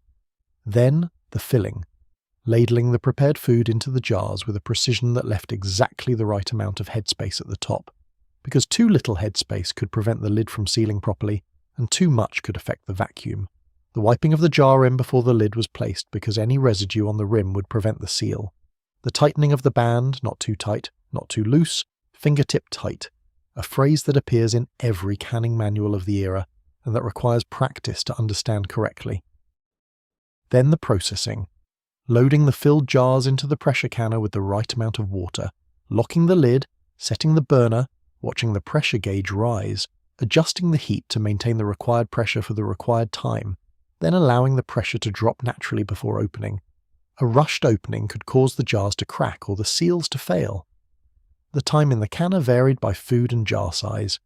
Green beans in a quart jar needed 25 minutes at 10 pounds of pressure. Tomatoes could be water-bathed for 45 minutes. Corn needed an hour and a half. An hour and a half in a 100-degree kitchen in August. And then the sound, which is one of those specific sensory details that everyone who grew up with a canning household remembers. The ping. The small, distinctive, satisfying ping of a jar lid contracting as the jar cooled and the vacuum seal formed. If you heard the ping, the jar had sealed. If you came back an hour later and pressed the centre of the lid and it didn't flex, the seal had held. You lined the jars up on the counter, and in the morning you transferred them to the pantry shelf. The rows of jars on the pantry shelf in a 1940s household were a form of wealth that the family could see and calculate.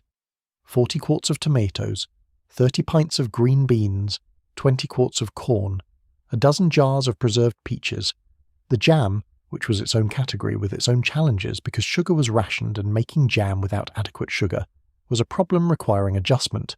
She had solved it. With a combination of the allowed sugar, the limited corn syrup that was sometimes available, and the pectin that helped to lower sugar preserve gel properly. I find myself returning to the image of those jars again and again when I think about what the 1940s housewife was doing and what it meant.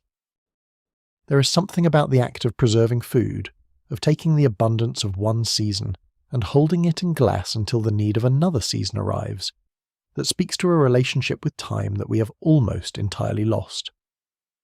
The jars on the shelf represented summer held in suspension. The tomato she planted from seed in May and watered through July and harvested in August was waiting in that jar for January, when the fresh tomato was a memory and the canned commercial tomato at the store cost points she might not have. She had planned ahead far enough to provide for her own future. That is not a small thing.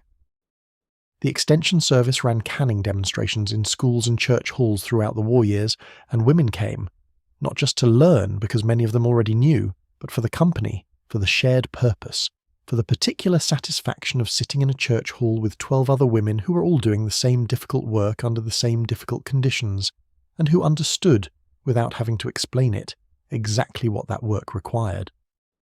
The extension agent who ran these demonstrations was usually a woman, trained by the land-grant university system to carry practical domestic science education into rural and suburban communities. These women were among the most effective government education workers of the war years, and their influence on the quality and safety of home food preservation was incalculable. They were not glamorous figures. They drove to church halls in dusty cars with the back seat full of equipment, and they demonstrated proper jar sealing technique to groups of women who asked detailed practical questions, and they saved lives by making the distinction between safe and unsafe canning practice absolutely clear. This is the unromantic underside of the Victory Garden story. The garden was photogenic, the rows of vegetables, the woman in her sun hat with her trowel. The canning was not photogenic, the sweating kitchen, the precise and unforgiving chemistry of food safety, the long hours of close attention to temperatures and timing and technique. But the canning was where the garden's promise was either kept or lost, and the women who did it well were doing something that required real skill and real knowledge and real sustained effort over days and weeks and months. The canning shelf at the end of the season was the result. On a cold morning in January, when the ration points were low and the grocery store shelves held what they held and the fresh produce was limited to what had been trucked in from southern states, she went to the pantry and took down a jar of tomatoes she had put up herself in August and made a sauce.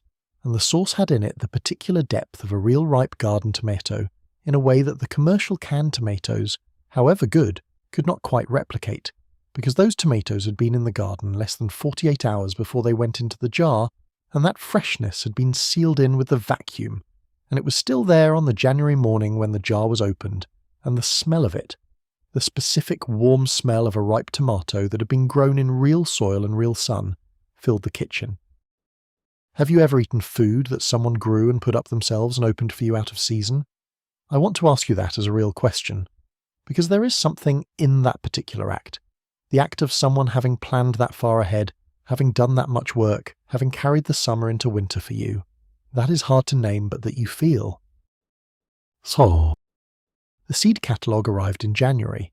This is where the Victory Garden story actually began, in the grey cold of deep winter, weeks before anything could go in the ground, in the pages of the Burpee catalogue or the park's seed catalogue that arrived in the mailbox and that she carried inside and sat down with at the kitchen table with her coffee and her notebook. The seed catalogue was a specific kind of literature.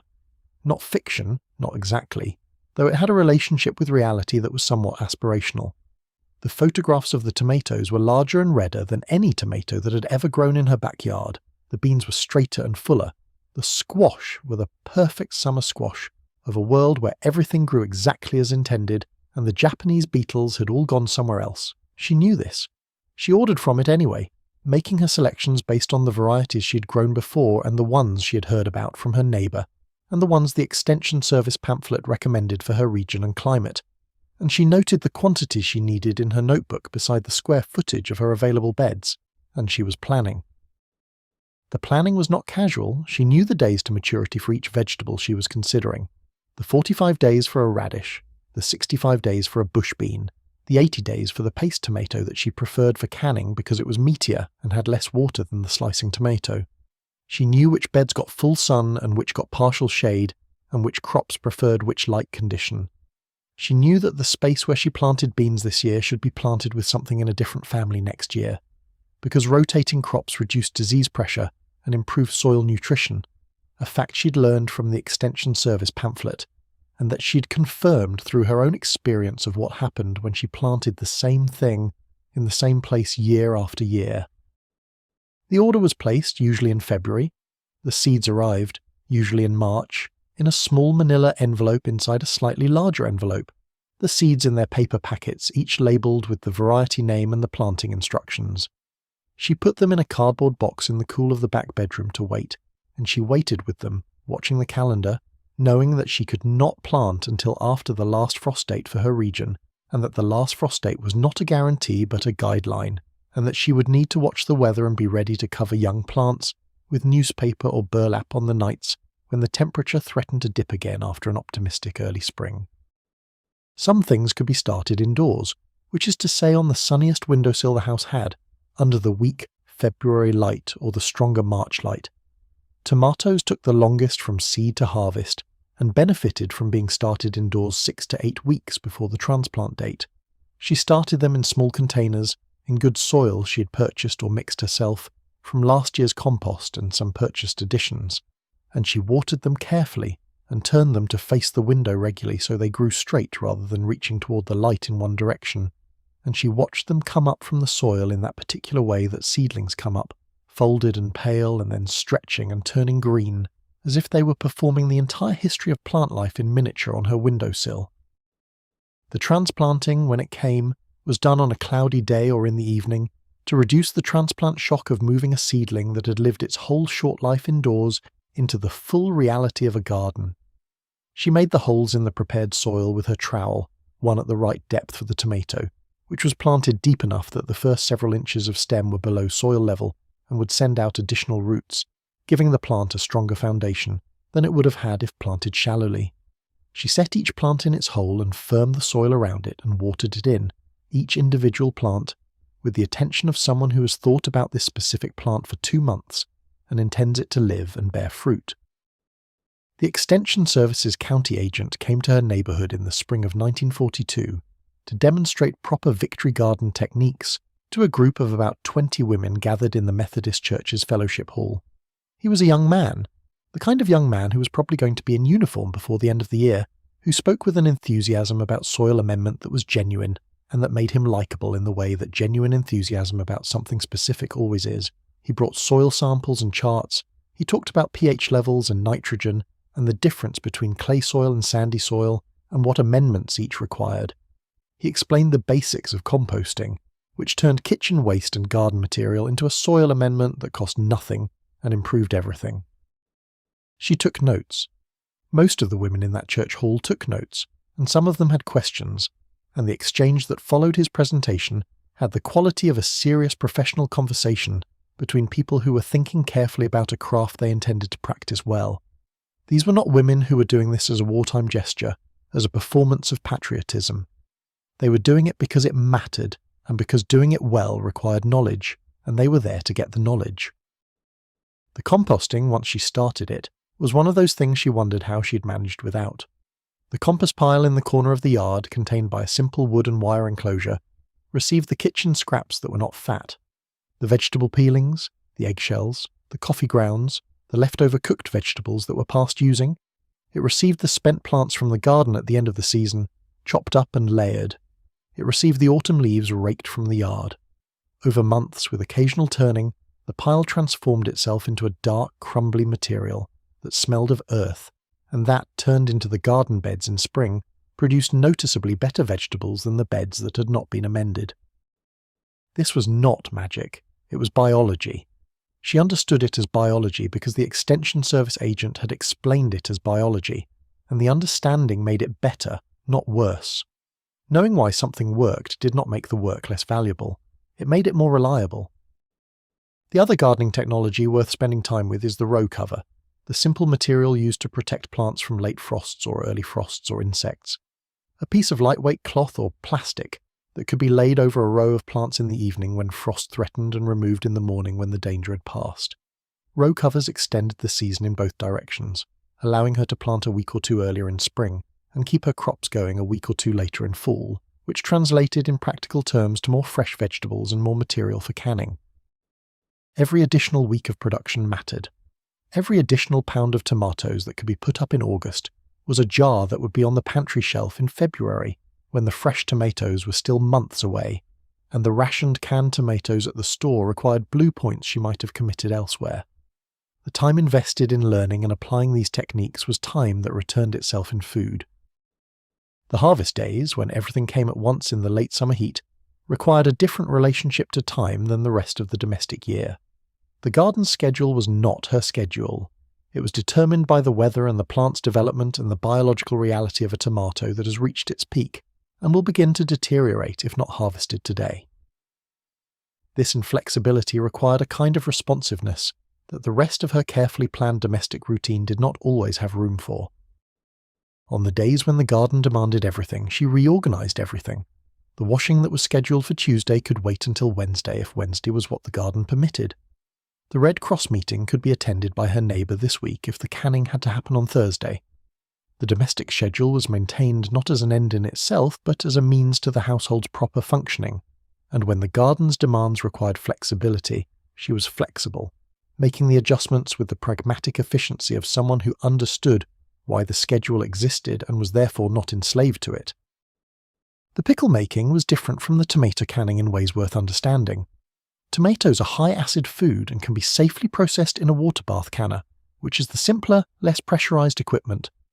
The pickles, cucumbers, green beans, beets, carrots, are preserved in a vinegar brine that provides the acid needed for water bath safety, and the pickle making was often done in large batches because cucumbers had the particular tendency to produce more than expected, and the production could not be spread across multiple weeks, the way a more patient crop allowed.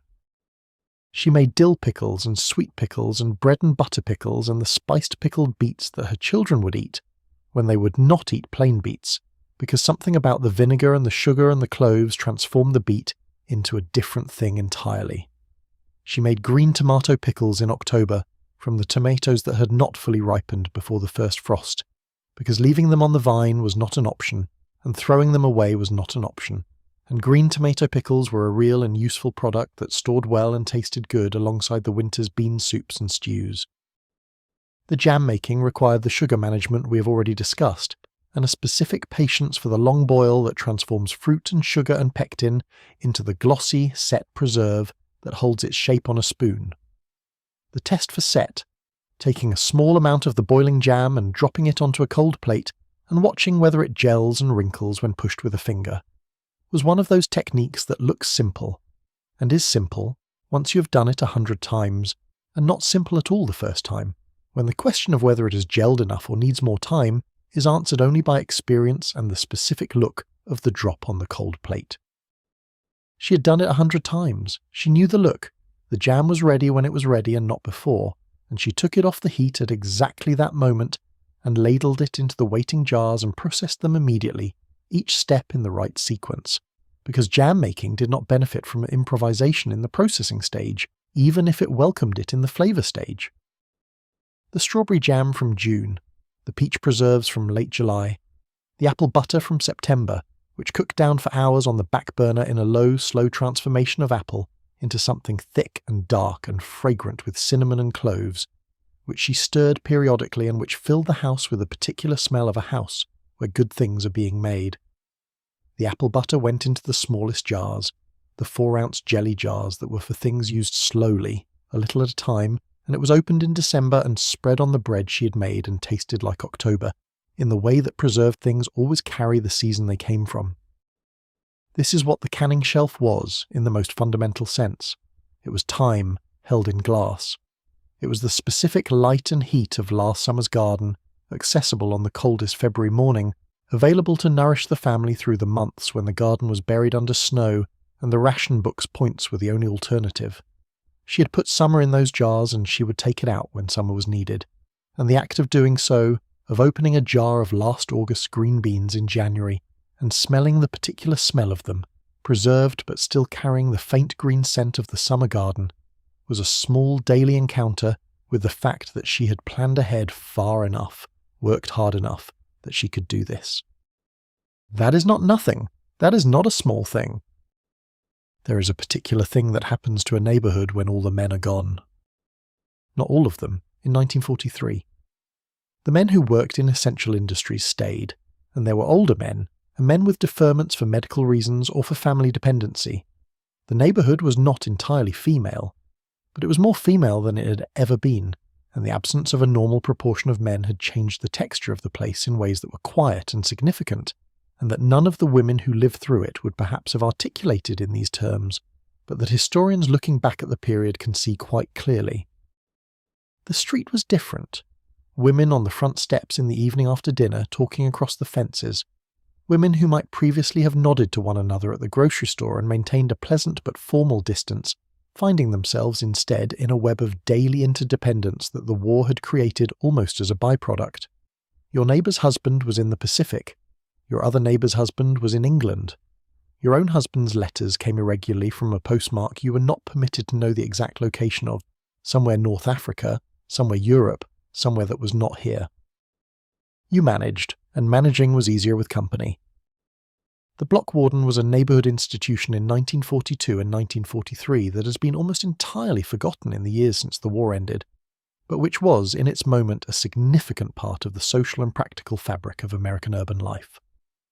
Block wardens were civilian volunteers, often but not exclusively women, who were responsible for their immediate neighbourhood's civil defence preparedness. They made sure that blackout regulations were followed during air raid drills. They tracked which households had which needs, who was elderly and might need a check-in, who had small children and might need assistance, who had a husband newly deployed and might be managing alone for the first time. The block warden system was organised through the Office of Civilian Defence, which was run for a period by Fiorello LaGuardia and Eleanor Roosevelt. The organisational structure went from the national office down through state and local offices to the neighbourhood level, where the block warden was the human face of the whole apparatus. In a city neighbourhood, one warden might be responsible for 15 or 20 households on a single block. In a more spread-out suburb or small town, the geography varied. What the block warden actually did varied considerably from place to place and person to person. Some ran their block with a business-like efficiency, keeping records, conducting drills, making sure everyone had a flashlight and knew where the nearest air raid shelter was. Others were primarily a social presence, the person who noticed when Mrs. Kowalski had not been outside in 3 days and might need someone to check on her, the person who organised the neighbourhood's contribution to a scrap metal drive, the person who knew everybody's name and their husband's branch of service, and the age of their children, and who would sit with you in the kitchen for an hour if a bad letter had arrived. Both versions were necessary. Both were valuable.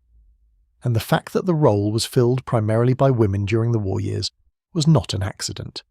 It was an acknowledgement, tacit rather than explicit, that the domestic social intelligence required to do that job, the knowledge of who needed what and when and how, the ability to move through a neighbourhood's emotional weather with attention and care, was most reliably found in the women who had been building and maintaining those neighbourhood relationships for years before the war gave the role an official title. The Red Cross chapters are worth spending time with here because they represent one of the most significant mobilizations of female voluntary labour in American history, and they have been almost completely written out of the popular memory of the war years which is its own kind of telling. By 1943, the American Red Cross had approximately 36 million volunteers enrolled in its home service programs. Not people who had signed a card expressing interest.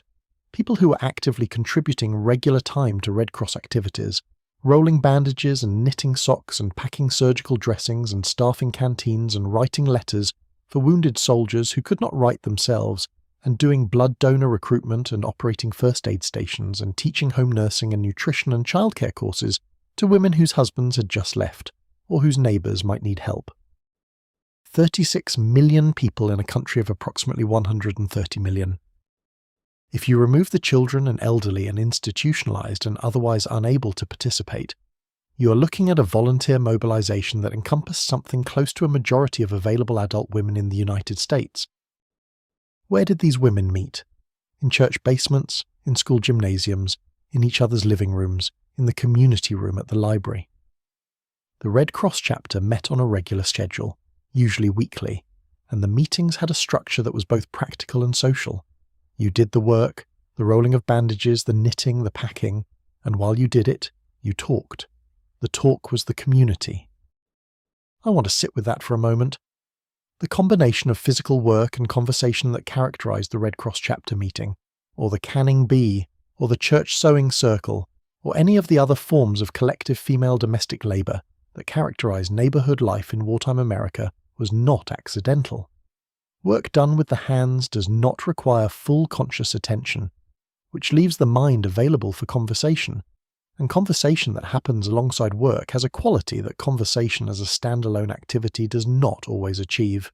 It is more relaxed, less performative, less focused on the conversation itself and therefore more honest. This is how women talk to each other about the hard things, not face to face in the direct way that requires courage, but side by side over shared work. The knitting needles moved and the hands stayed busy, and the words came more easily than they otherwise might because the body was occupied and the eyes could look down at the work rather than at the person you were confiding in.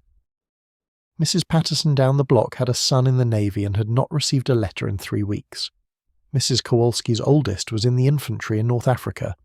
Your own husband's last letter had mentioned nothing specific, as all the letters mentioned nothing specific, but something in the tone of it had been different, and you did not know what to make of the difference. You talked about this, carefully, sideways, without dramatizing it, because dramatizing was not done. The understanding that existed in that church basement among women doing the same thing for the same reasons was its own form of support. You did not have to explain. You were among people who already knew.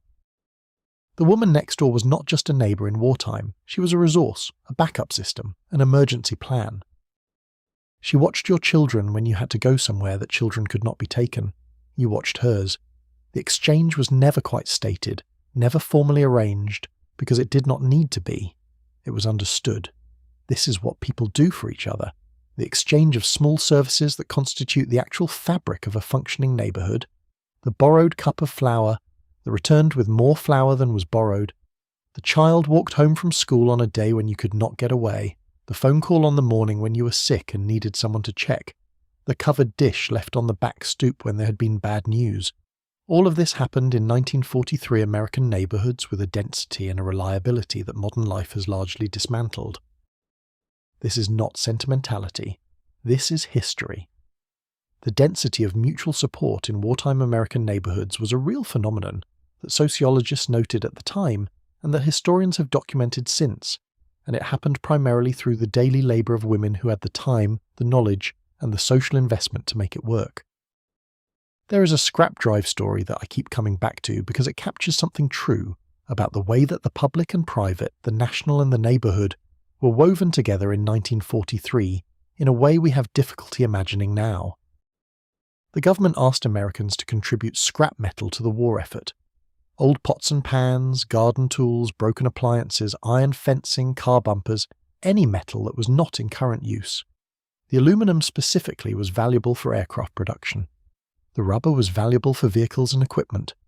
The collection was organised at the neighbourhood level, often by women, and took the form of a community event, a specific day or week when households brought their scrap to a collection point, or when a truck came through the neighbourhood and the volume of the community's contribution became visible and therefore a source of communal pride. This worked. It worked not because Americans were especially selfless, but because the collection was organised as a community event rather than a government demand, because the women who ran it made it social and visible and participatory, and because the connection between the scrap pile in the driveway and the plane overhead was made explicit in a way that gave the act of giving away a perfectly good pot some genuine meaning. She had an old cast-iron skillet she had been keeping in the back of the bottom cabinet for 2 years because it was heavy, and she had better ones, and she kept meaning to deal with it. She brought it to the collection point on a Saturday morning, and watched it go into the pile with everything else. It was not a sacrifice. It was barely an inconvenience. But it connected her to something larger than her kitchen, and that connection mattered. The neighbours waved. The collection point was staffed by 2 women from the block warden committee, who had a clipboard and a scale. They weighed the contributions and wrote them down and thanked everyone who came. This is not a grand gesture. It is exactly the kind of daily civic action that a functioning democracy requires, and that is always, in the end, done by actual people in actual neighbourhoods who know each other's names. One of the women on the committee was 8 months pregnant. She stood at that collection point for 4 hours on a Saturday morning in October, because the drive was scheduled for that Saturday, and she was on the committee and she came. This was simply what you did. The block warden's notebook was a document of community intelligence that no official record captured. In it were the names and addresses of every household on the block, updated as people moved in and out, which during the war happened with some frequency as defence workers moved to where the factories were, and servicemen's families followed them and then sometimes moved back when the assignment changed. Beside each entry, notes: Mrs. Wojciech, 42, husband in Pacific, since September 42, 2 children ages 6 and 8. Mr. and Mrs. Abramovitz, he works nights at the plant, she is home days, elderly mother in back bedroom.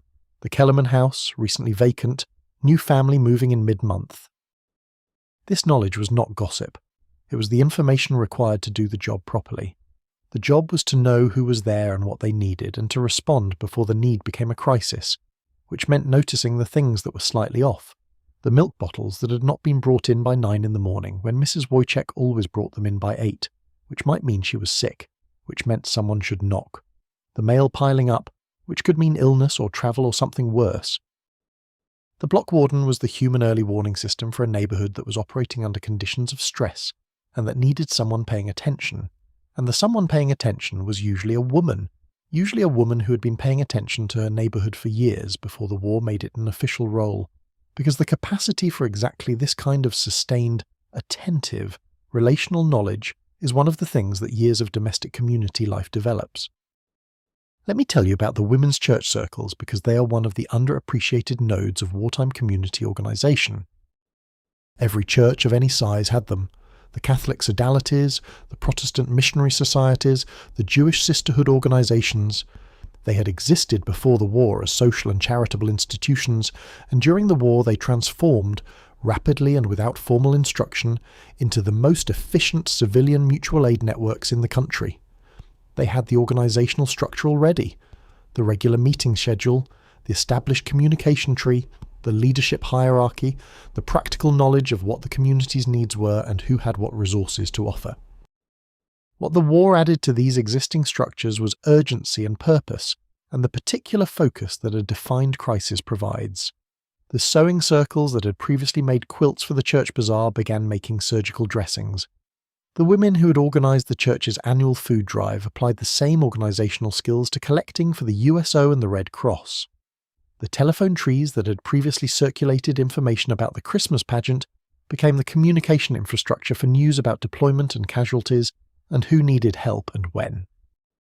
None of this was directed from above.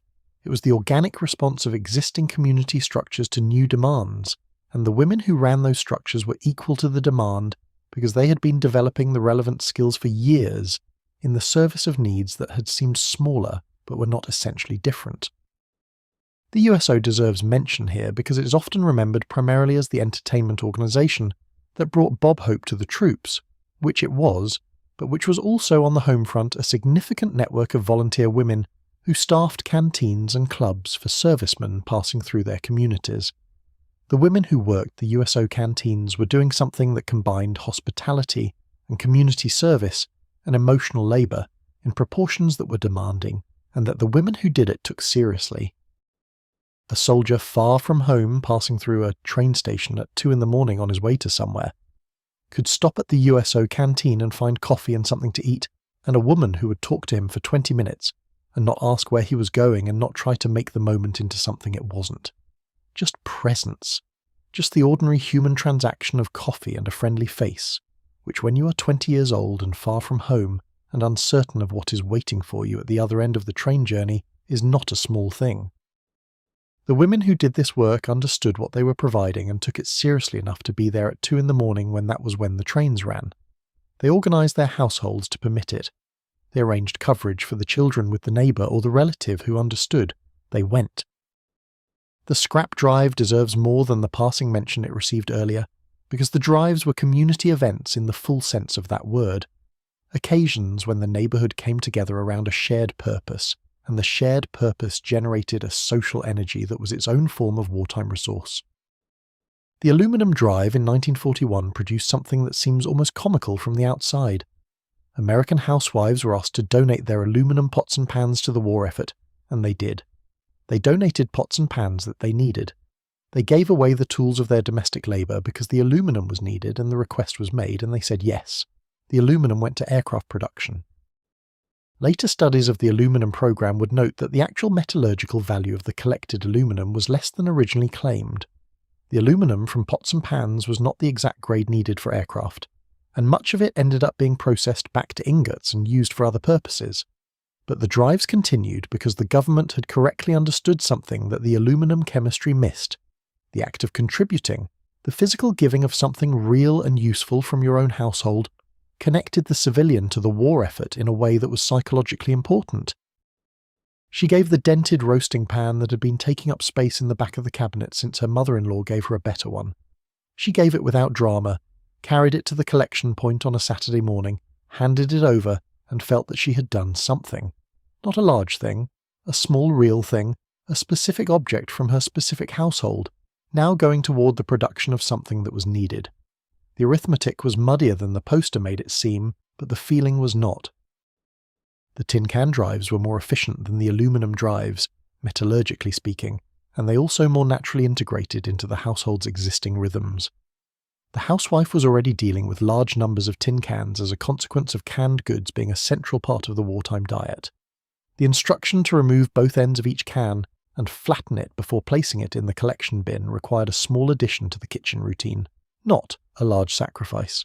She did it as part of the kitchen cleanup. The flattened cans accumulated in a box in the basement and went to the collection point on the designated day.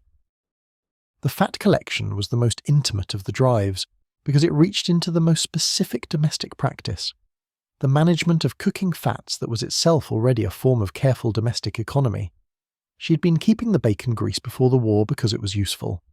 The fat drive simply redirected where the excess went, from the compost or the drain to the collection point at the butcher shop, in exchange for 2 red points per pound, which was a real benefit in the context of meat rationing. The exchange made the economy explicit. Your domestic practice contributes to the war effort, and the war effort returns something to your domestic economy. It was a genuine reciprocity, and it was organised by housewives, processed through butcher shops, and directed to glycerin production facilities, without a single complicated bureaucratic step between the coffee can on the back of her stove and the anti-aircraft shell. There is a particular kind of social intelligence required to keep a neighbourhood functioning as a community, rather than merely as an aggregate of adjacent households, and this intelligence is not evenly distributed. Some people have it and some do not, and the people who have it know how to notice the difference between a neighbour who is temporarily overwhelmed and needs a covered dish left on the back step, and a neighbour who is managing fine but needs the social connection of being included in the Saturday afternoon coffee that a few women from the block have started meeting for irregularly. The distinction requires reading, which requires attention, which requires the accumulated local knowledge of someone who's been paying close attention for a long time. The Saturday afternoon coffee gatherings that developed in wartime neighbourhoods were a form of community mutual support that did not appear in any official catalogue of civilian contributions to the war effort, but that was, in the lived experience of the women who participated in them, as important as anything more formally organised. 5 or 6 women in someone's kitchen sitting around a table with coffee and whatever was available for serving, which might be very little if it was the last week of the month and points were low, or might be a proper cake if it was someone's birthday and the sugar had been saved for the occasion. They talked about the things that the broader culture was not quite prepared to let them say in other contexts. The fear that had been building since the last letter, the anger at the shortages and the management failures, and the ways the war was being handled that seemed to be costing more than it needed to. The exhaustion that the public face of wartime patriotism had to conceal. The private assessment of how the household was actually holding together, which was different from the public face of patriotic cheerfulness. These conversations were real in a way that the public discourse of the period was not quite.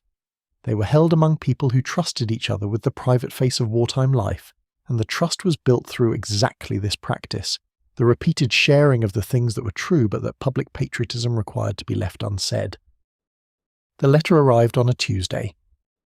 It was a V-mail letter, which means it had gone from your husband's hand on paper somewhere in Europe or the Pacific to a photographing station, where it was microfilmed and reduced to a thumbnail image, and then it crossed the ocean in a fraction of the physical space that actual paper mail would have required, and then it was printed out at a processing station on this side and delivered to your door by the regular mail carrier, who handed it over with the same neutral professional courtesy that he delivered the utility bills, because he delivered dozens of these every week, and he could not carry the weight of each one individually, and he had learned not to. You took it inside before you opened it. The children could not always tell, but you could tell, immediately and before you had read a word, certain things from a V-mail letter by its weight and its length. A long letter was better than a short one, though not always. A short letter that said little could mean he had little time or little paper or little ability to think of what to write that would pass the censor, or it could mean something else that you chose not to examine too closely in the moment of first holding it. The censor was always there. This is one of the stranger aspects of wartime correspondence that is easy to overlook now, and that was never entirely possible to overlook at the time. Your husband's letters had been read by a military censor before they reached you. Anything that might have revealed location or unit strength or operational plans had been removed, sometimes with a physical cutting of the paper, sometimes with a black line of ink over the offending phrase. This meant that the letters you received were already edited, already missing whatever your husband had been told he could not say, and the gaps where the missing words had been were visible evidence of a larger set of things he could not tell you and that you were therefore in the dark about. What the censor left was the personal. What the censors mostly left was the feeling of the man writing. The letters that survive from this period, and many of them survive in attic boxes and library archives and family collections, are remarkable for their specificity about small things. A soldier writing to his wife from England would describe the weather, the food, the quality of the tea in the English canteen. He would ask about the children by name and ask specific questions about specific things he remembered, whether the maple in the backyard had turned yet, whether the boy had lost that tooth he was working on when the letter was written. The letters are full of the texture of domesticity looked at from a great distance, by a man who could not speak of where he was, or what he was doing, but who could say, and wanted to say, that he was thinking about the maple tree. She answered every letter. This is not a small thing to say. She answered every letter with the same kind of careful attention to small things, the news of the household, the children's achievements and ailments, the state of the victory garden, the neighbours' news, the small dramas of the block that were both trivial and not trivial, because they were the ongoing fabric of the life he had left, and the life he was going to come back to. She wrote him into the life that was still happening in his absence. She kept him present in it by describing it to him, and by describing it in a way that made it possible for him to imagine himself into the kitchen, into the backyard, into the particular Tuesday afternoon of a neighbourhood at war. The waiting was its own discipline. There is a phrase from the period that I find myself returning to repeatedly. It was used in government publications and in letters, and in casual conversation among women who had husbands overseas, and the phrase was simply, "No news is good news." It was not quite true. No news was not quite good news. No news was an absence that had to be managed, a silence that had to be interpreted as benign by an act of will, rather than by actual evidence, because the alternative was not sustainable. The Gold Star flag in the window, I want to stop here and describe this with full attention because it deserves it. The service flag, or the Blue Star banner, was a banner that families hung in their window to indicate that a member of the household was serving in the armed forces. A blue star for each family member in service. The flags were widely hung. They indicated pride, acknowledgement, the visible statement that this family was participating in the war. A gold star replaced the blue star when a family member was killed. Walking through a wartime American neighborhood and seeing the gold star banners was one of those experiences that the women of the era describe in their letters and diaries, with a specific kind of restraint that is more affecting than a fusion would be. You saw the gold star in Mrs. Henderson's window and you knew. You went over. You did not need to call first. You went over because you knew, and because the knowing required action, and the action was to go over and to be there, and what you said when you got there was not important except that you said it and you were there. The grief was contained. This is one of the things that is hardest to explain to someone who did not live through it. This sense that the grief had to be managed carefully, because it could not be allowed to spread without limit into the household's daily functioning. A woman with 2 small children and a gold star in her window still had to make breakfast in the morning. She still had to get the children to school and manage the ration book and write letters and do the laundry and be there in a way that her children could rely on even though the centre of her life had just been removed. This required a form of emotional discipline that I find genuinely difficult to think about for very long. Not because it was wrong, but because it was real, and the realness of it, the specificity of what it must have cost, is something that the phrase gold star cannot fully contain. The women who managed the household through these losses, who kept the house functioning and the children cared for and the life going while they absorbed grief that they could not fully express, because the children were watching and the household needed them, these women were doing something that was not acknowledged in the Victory Garden posters or the Red Cross recruitment drives. They were holding the emotional structure of the household together under conditions that would have collapsed a less determined person, and they were doing it without public recognition and without the end date that soldiers, at least theoretically, had to look forward to. The fear was daily. This is important to say plainly because the popular cultural memory of the home front tends to emphasize the proud resilience and paper over the fear. The fear was there. It lived in the kitchen with the ration book and the coffee can of grease and the jar of red stamp booklets. It lived in the pause before you opened the morning newspaper to see which campaigns had moved and in what direction. It lived in the moment when you heard a car slow down in front of the house and you went to the window before you had decided to, because some part of you was always listening for that car, the telegram delivery car, the one you did not want to stop. She managed it in front of the children, not with dishonesty. Children are not fooled by dishonesty, and she knew this, but with a careful calibration of what she showed them and what she did not. She let them know their father was in danger in the same way that anyone in a war is in danger. She let them know they might not hear from him for stretches of time, and that this was normal and not a sign of disaster. She let them know that she was going to be fine, and that they were going to be fine, and that the family was going to be fine, and she said this with a steadiness that she had to manufacture every morning from whatever she had available that day, which on some days was more than on others. A woman in Illinois whose husband was in the infantry wrote in her diary in January of 1944, "Today I told Michael that father wouldn't be able to write for a while because they were very busy over there, and I held his hand while he ate his breakfast and he asked me if father would be home for his birthday, and I said I hope so very much and I changed the subject. I went outside after they left for school and I was in the garden for a while. It helped. It helped." That is a sentence that contains an entire emotional world in 3 words. The garden was where she went when the kitchen was not big enough for what she was carrying. The soil and the cold air and the physical work of it were a container of a different kind, one that could hold more without breaking. The letters kept coming. On the good weeks, 2 or 3. On the hard weeks, nothing, and you reminded yourself, no news is good news, no news is good news, no news is good news, until the next letter arrived and you could breathe again. There were women who received no more letters after a certain date. There were women for whom the car did stop. There were women who put up the gold star and kept making breakfast and getting the children to school and managing the ration book and answering letters that were no longer coming back, because there was nothing else to do that was better than keeping going. And keeping going was what the children needed her to do, and so she did. This was the war at a distance. This was what the home front actually asked of the woman standing at the kitchen window in 1943. Not just sacrifice in the abstract sense of giving something up, but the specific daily labour of managing loss and fear and uncertainty in a way that kept the household functioning and the children whole without faltering, without the luxury of falling apart, with a steadiness that was not natural and was not easy, and was never in that moment called heroic. It was called home. The V-mail system is worth explaining fully because it shaped the nature of wartime communication in ways that had specific consequences for the letters that survived from this period. V-mail, short for Victory Mail, was a process developed to reduce the weight and volume of mail being shipped to and from overseas military personnel. The process worked in 3 steps. The letter writer wrote on a special form available at post offices and some stores.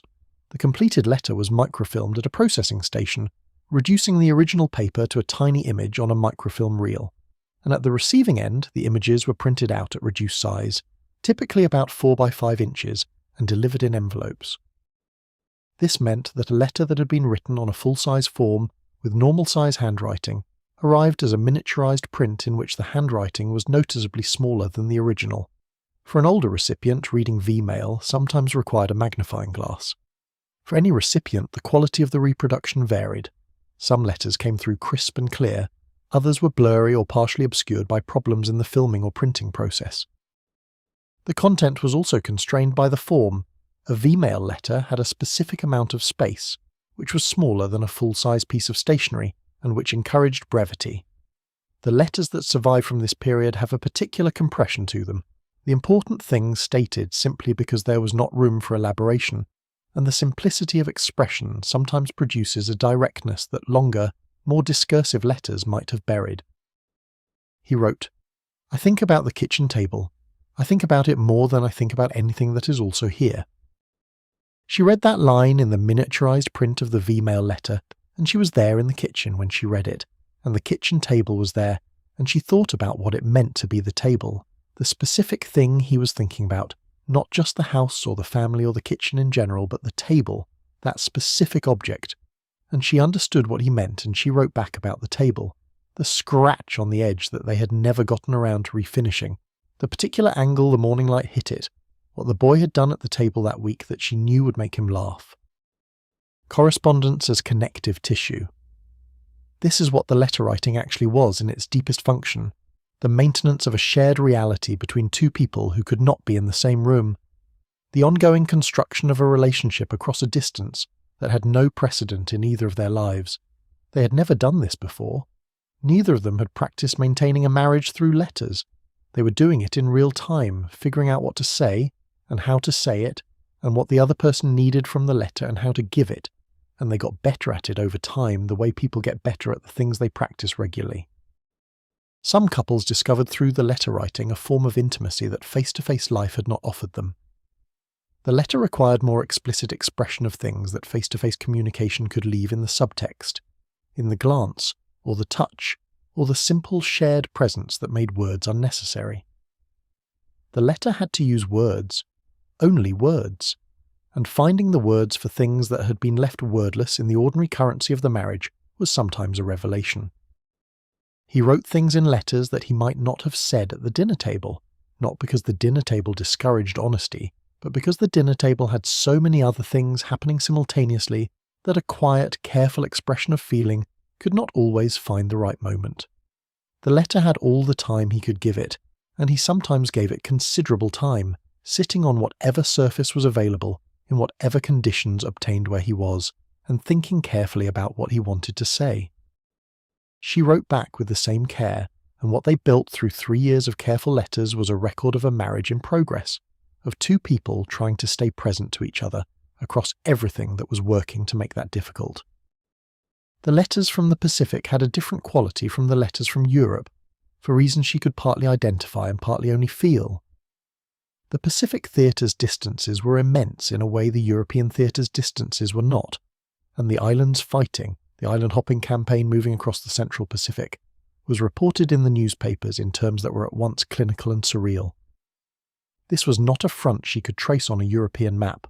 It was a scattered progression through archipelagos with unfamiliar names, and the military censors had removed the specific details that would have let her place him anywhere on that progression. What she knew was Pacific.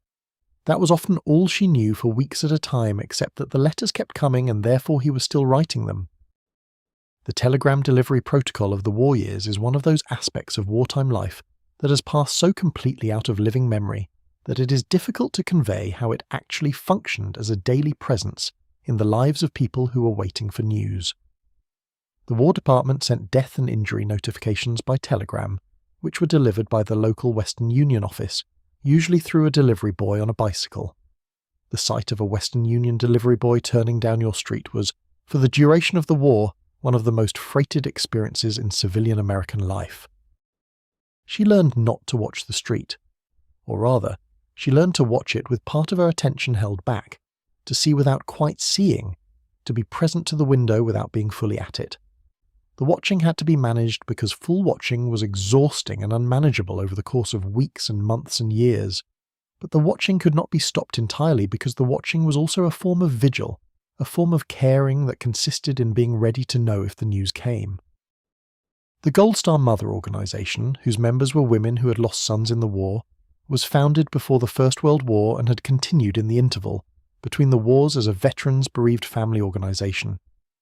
During the Second World War, its membership grew with a terrible regularity, each new member joining the organization through a loss that made her eligible for it. The Gold Star Mothers, the women who wore the small gold star lapel pin that indicated their loss, were visible in their grief in a way that wartime American culture both required and limited. Required because their sacrifice deserved acknowledgement, because the country was asking these women to give the most that can be given, and some form of public recognition was both appropriate and necessary. Limited because too much grief was considered bad for morale, and morale was a genuine wartime concern, and the expression of loss had to be calibrated against the collective need to keep going. The Gold Star Mother had survived the telegram. She had opened the door to the Western Union boy and taken the message and read it, and she had survived that moment. The survival of that moment, the fact that she was still standing, still managing the household, still caring for the remaining children, was itself a form of wartime service, though it was not called that, and was not compensated for and barely appeared in the official record of wartime civilian contribution. She carried the specific weight of knowing what the Gold Star meant when she saw it in her neighbour's window. She knew the moment when that neighbour had become a Gold Star mother because she had been the one who went over, who knocked on the door, who sat in the kitchen for the hours that such a moment required someone to sit. She had not been sufficient to the moment, nobody ever is for a loss of that size, but she had been there, which is what was possible, and being there is what was needed. The neighbourhood held the loss together in the way that neighbourhoods hold these things, by continuing to function, by bringing food and child watching and practical assistance, by treating the Gold Star Mother as a full member of the community rather than a category of the bereaved, by including her in the Saturday coffee and the Red Cross meeting, and the block warden's rounds, by letting time pass in community rather than in isolation. This is what communities are for in the end, not for the good times, which take care of themselves, but for the specific circumstances of loss and hardship that a person cannot manage alone without diminishment. She knew this. The community knew this. It was practiced rather than stated, expressed through action rather than language, and it held. There is a specific skill that the 1940s mother had that I do not think we fully appreciate from the outside, and it is the skill of explaining the war to children. Not the geopolitics, not the strategy, not the reasons that men with maps in Washington had decided that this particular push into this particular theatre was necessary now. She could not have explained those things even if she had wanted to, because she did not have the information, and the information she did have from the newspapers was partial and carefully managed in ways that the military censors and the Office of War Information considered appropriate. What she had to explain was simpler and harder than strategy. She had to explain absence. She had to explain to a 4-year-old that the reason father was not at the dinner table was not because anything was wrong with the dinner table, but because there was a war and the war required him to go somewhere, and she did not know exactly where or exactly when he was coming back, and this was true, and she had to make it true in a way that did not frighten the 4-year-old into a state of anxiety that she could not then manage on top of everything else. Children in wartime were not merely passive recipients of adult decisions. They were participants in ways that range from the practical to the emotional, and the women who managed these households knew it and accounted for it. Older children contributed. A 12-year-old in 1943 was not an adult, but was not treated as purely a dependent either. A 12-year-old could manage a victory garden bed, could babysit a younger sibling for an hour while the mother went to the Red Cross meeting, could carry a contribution to the scrap metal collection and feel the specific pride of having done something that counted, could read aloud from the newspaper to a grandmother whose eyes were failing, could understand, in the general terms that were appropriate to their age, what was happening and why it mattered, and what their own small contributions were worth. This inclusion of children in the household's wartime participation was partly practical and partly deliberate. The government's communication with American families was quite explicit about the importance of giving children meaningful roles in the war effort. It reduced anxiety, because children who had something to do were less frightened than children who were simply waiting for adult things to resolve. It contributed real labour to real tasks, and it gave children a sense of agency in a situation that was, from their perspective, almost entirely beyond their control. The child who had grown 3 tomato plants in the corner of the victory garden and watched them bear fruit and helped carry the tomatoes inside for canning was a child who had done something real. The tomatoes were going to feed the family in February. That was not nothing. That was something worth having done. The emotional labour of keeping children regulated was constant and required a form of patience that was not always naturally available. Children absorbed the stress of the household in ways they often could not articulate. A child who was quieter than usual, who had nightmares, who wet the bed after months of being dry, who became clingy when the morning mail arrived. These were signs of a child who was carrying something they did not have the vocabulary for, and the response to these signs required time and attention, and a quality of presence that was not always easy to summon when you yourself were carrying things that also had no adequate vocabulary. The 1940s housewife was not operating in a culture that had the language of childhood anxiety, or trauma-informed parenting, or any of the therapeutic frameworks that modern parents bring to these moments. What she had was instinct and experience, and the particular intelligence of someone who had been paying close attention to the same small people every day for years, and who knew, without clinical terminology, when something was wrong and what it needed. What it needed was usually time. Time in the kitchen with her peeling potatoes for dinner, which was both a practical contribution and a proximity, a way of being near without having to talk directly about the thing that was bothering the child. Time in the garden. Time with a book read aloud at bedtime, not because the book was necessarily about anything relevant, but because the act of being held close while a story was told was the body's version of reassurance. I am here. You are safe. Whatever is out there, here you are safe. The books of the wartime period include a remarkable number of picture books that addressed the war directly, with varying degrees of success. There were books that explained what the war was in the simplified terms that picture books manage. There were books about children helping with rationing and victory gardens. There were books about fathers who went away and came back, which served the function of making the narrative of departure and return available to children who needed a story to organise their experience around. And then there were the stories that did not address the war at all, that were simply beautiful and imaginative, and took the child somewhere else entirely for the duration. And these may have been the most valuable of all, because escaping into a story is not a denial of reality but a rest from it, and rest is a kind of survival. She read to her children at night. Most of them did. The bedtime reading was a ritual that many households held on to even when the day had been long and the tiredness was real, because the reading served the children in a way that going straight to bed did not. It was the transition, the ceremony of settling, the 20 minutes of being in a story together before the lights went out and the house was quiet.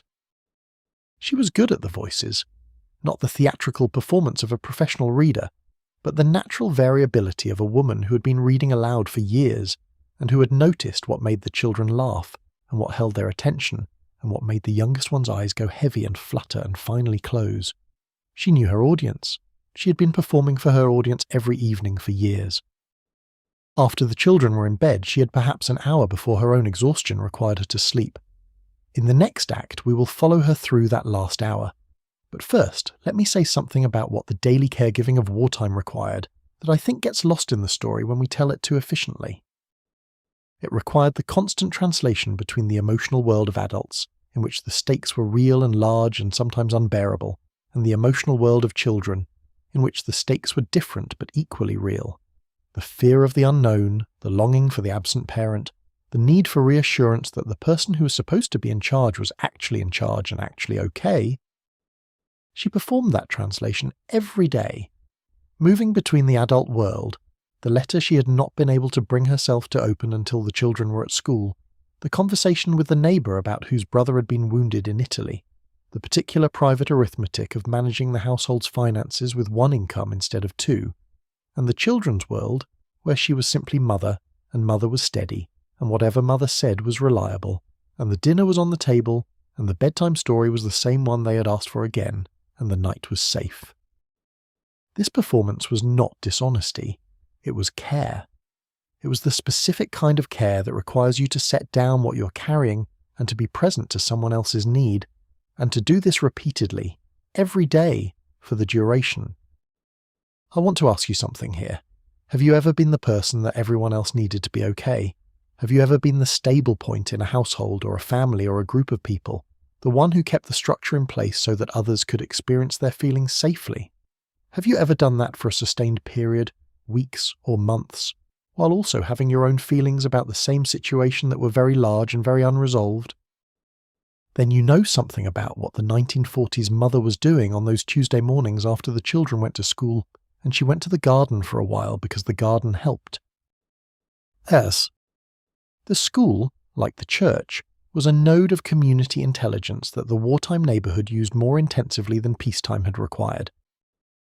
The teacher who taught your children's class was someone you had met at the school's parent meetings and at the church bazaar and at the scrap drive collection point. She was in the community the way professionals in small communities are in the community, both as herself and as the representative of an institution, and the institutional role occasionally bent when the human needs of the community required it. The teacher who noticed that a child was arriving at school in the same unwashed clothes for several days in a row knew what that might mean about the household. She spoke to the appropriate person, which might be the school principal or the block warden, or simply the child's mother directly, on the particular Tuesday when she happened to be walking in the same direction as the mother after the end of the school day. This informal network of observation and care operated continuously through the wartime school year, and it was powered primarily by women, the teachers, who were almost entirely female in the elementary schools, and the mothers who participated in the school's auxiliary activities. Together they constituted a surveillance system in the most benevolent possible sense of that word, a set of attentive people who were paying attention and who would notice when something was wrong, and who had both the will and the social permission to act on what they noticed. The children's experience of wartime was filtered primarily through two sources: what their mothers told them and what the school told them. The school told them a great deal, because the wartime school had been asked to integrate civic education about the war effort into its curriculum in ways that included practical activities. Children participated in scrap drives, collected milkweed pods for use in life preserver stuffing, learned to tend small school victory gardens, were taught the patriotic songs and the reasons behind the rationing system, and what the blue and gold stars in the windows meant. What the mother told them was different in register from what the school told them, more personal and more calibrated to the specific child. The school spoke to the class. She spoke to this child, this particular child, in the particular way this child received information and made sense of it and needed it framed.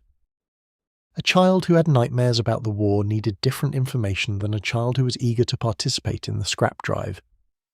A child who asked directly whether Daddy was going to be killed needed a specific, carefully constructed answer that was neither falsely reassuring nor more honest than the child could manage. She developed these answers through the practical necessity of having to give them, repeating and refining, learning which phrases produced reassurance and which produced more anxiety, which questions needed to be answered directly, and which were better met with a question back that let the child articulate what they were actually afraid of, so that the fear could be addressed precisely. No one had told her how to do this.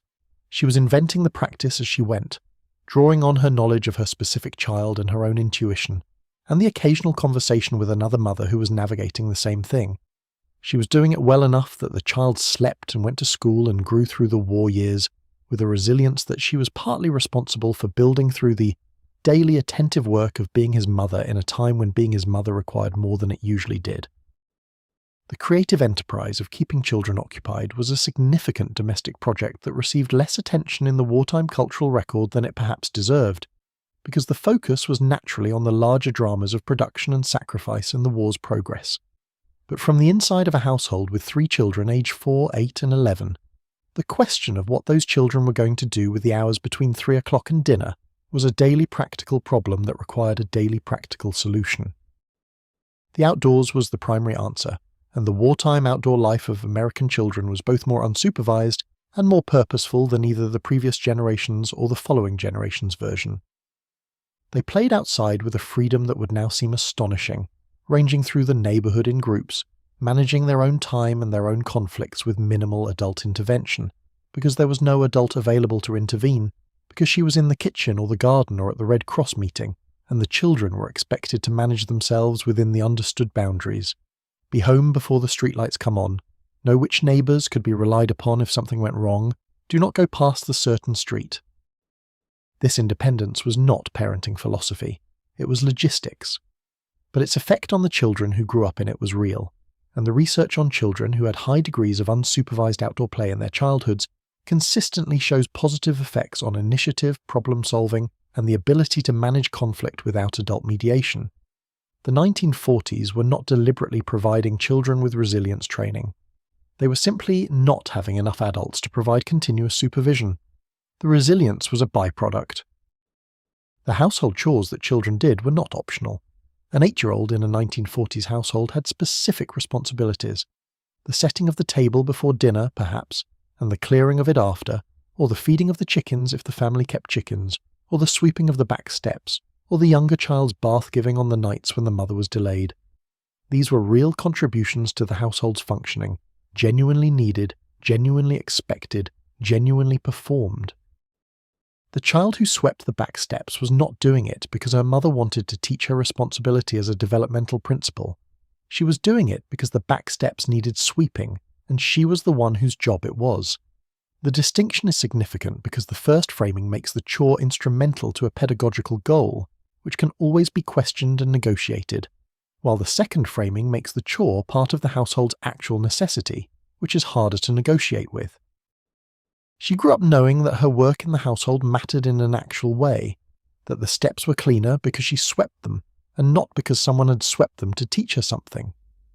This was a specific form of competence building that the highly supervised, carefully curated childhoods of later decades would struggle to replicate with the same authenticity. The evenings with children had their own particular choreography that varied by age of the children and by the state of the household's energy at the end of the day. The youngest child's bath, which required someone's sustained presence and which was often the most purely pleasant task of the evening. The warm water and the soap and the child's delight in the splash and the splatter and the rubber duck that lived on the edge of the tub. The middle child's homework, which she supervised at the kitchen table while finishing the dinner cleanup, available for questions without being entirely present to anything except the question. The oldest child who was doing their own homework with minimal supervision and who needed at 11 not her presence but her peripheral availability, the knowledge that she was in the next room if needed.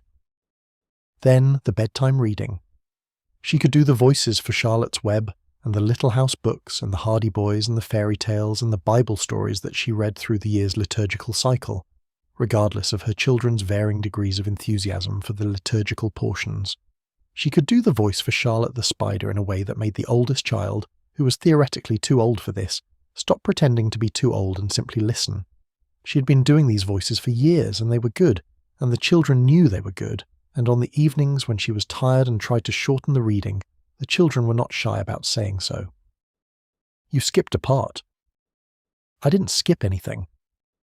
"You did, Mama, you went from here to here." She went back and read the part she'd skipped, because they were right, and she had, and because the reading was the thing that made the day end properly, and no amount of tiredness was worth skimping on it.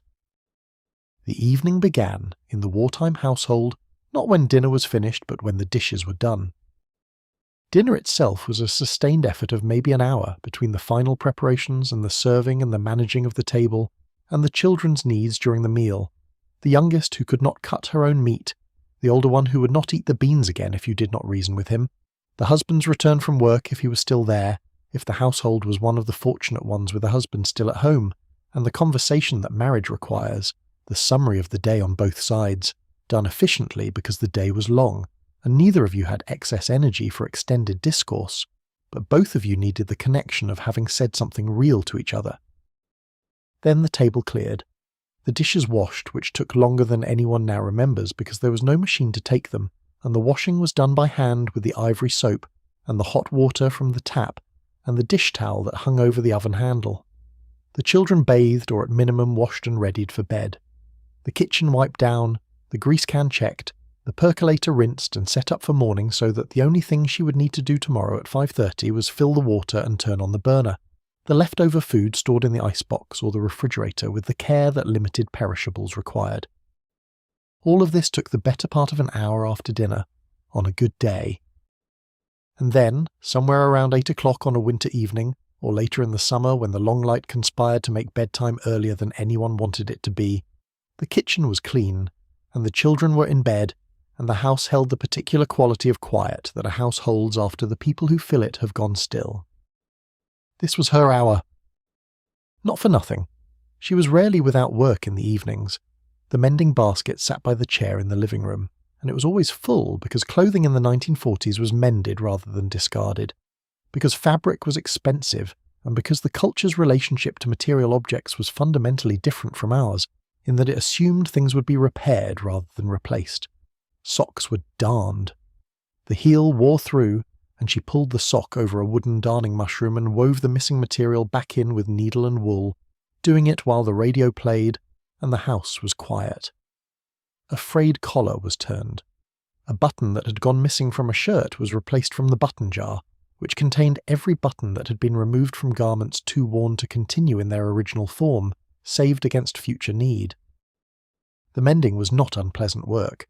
It was the kind of repetitive, skilled work that occupies the hands without requiring full cognitive attention, which left the mind available for the radio or for the particular low-level pleasant wandering that tired minds do when the day's tasks are finally reduced to something that the body can manage without strain.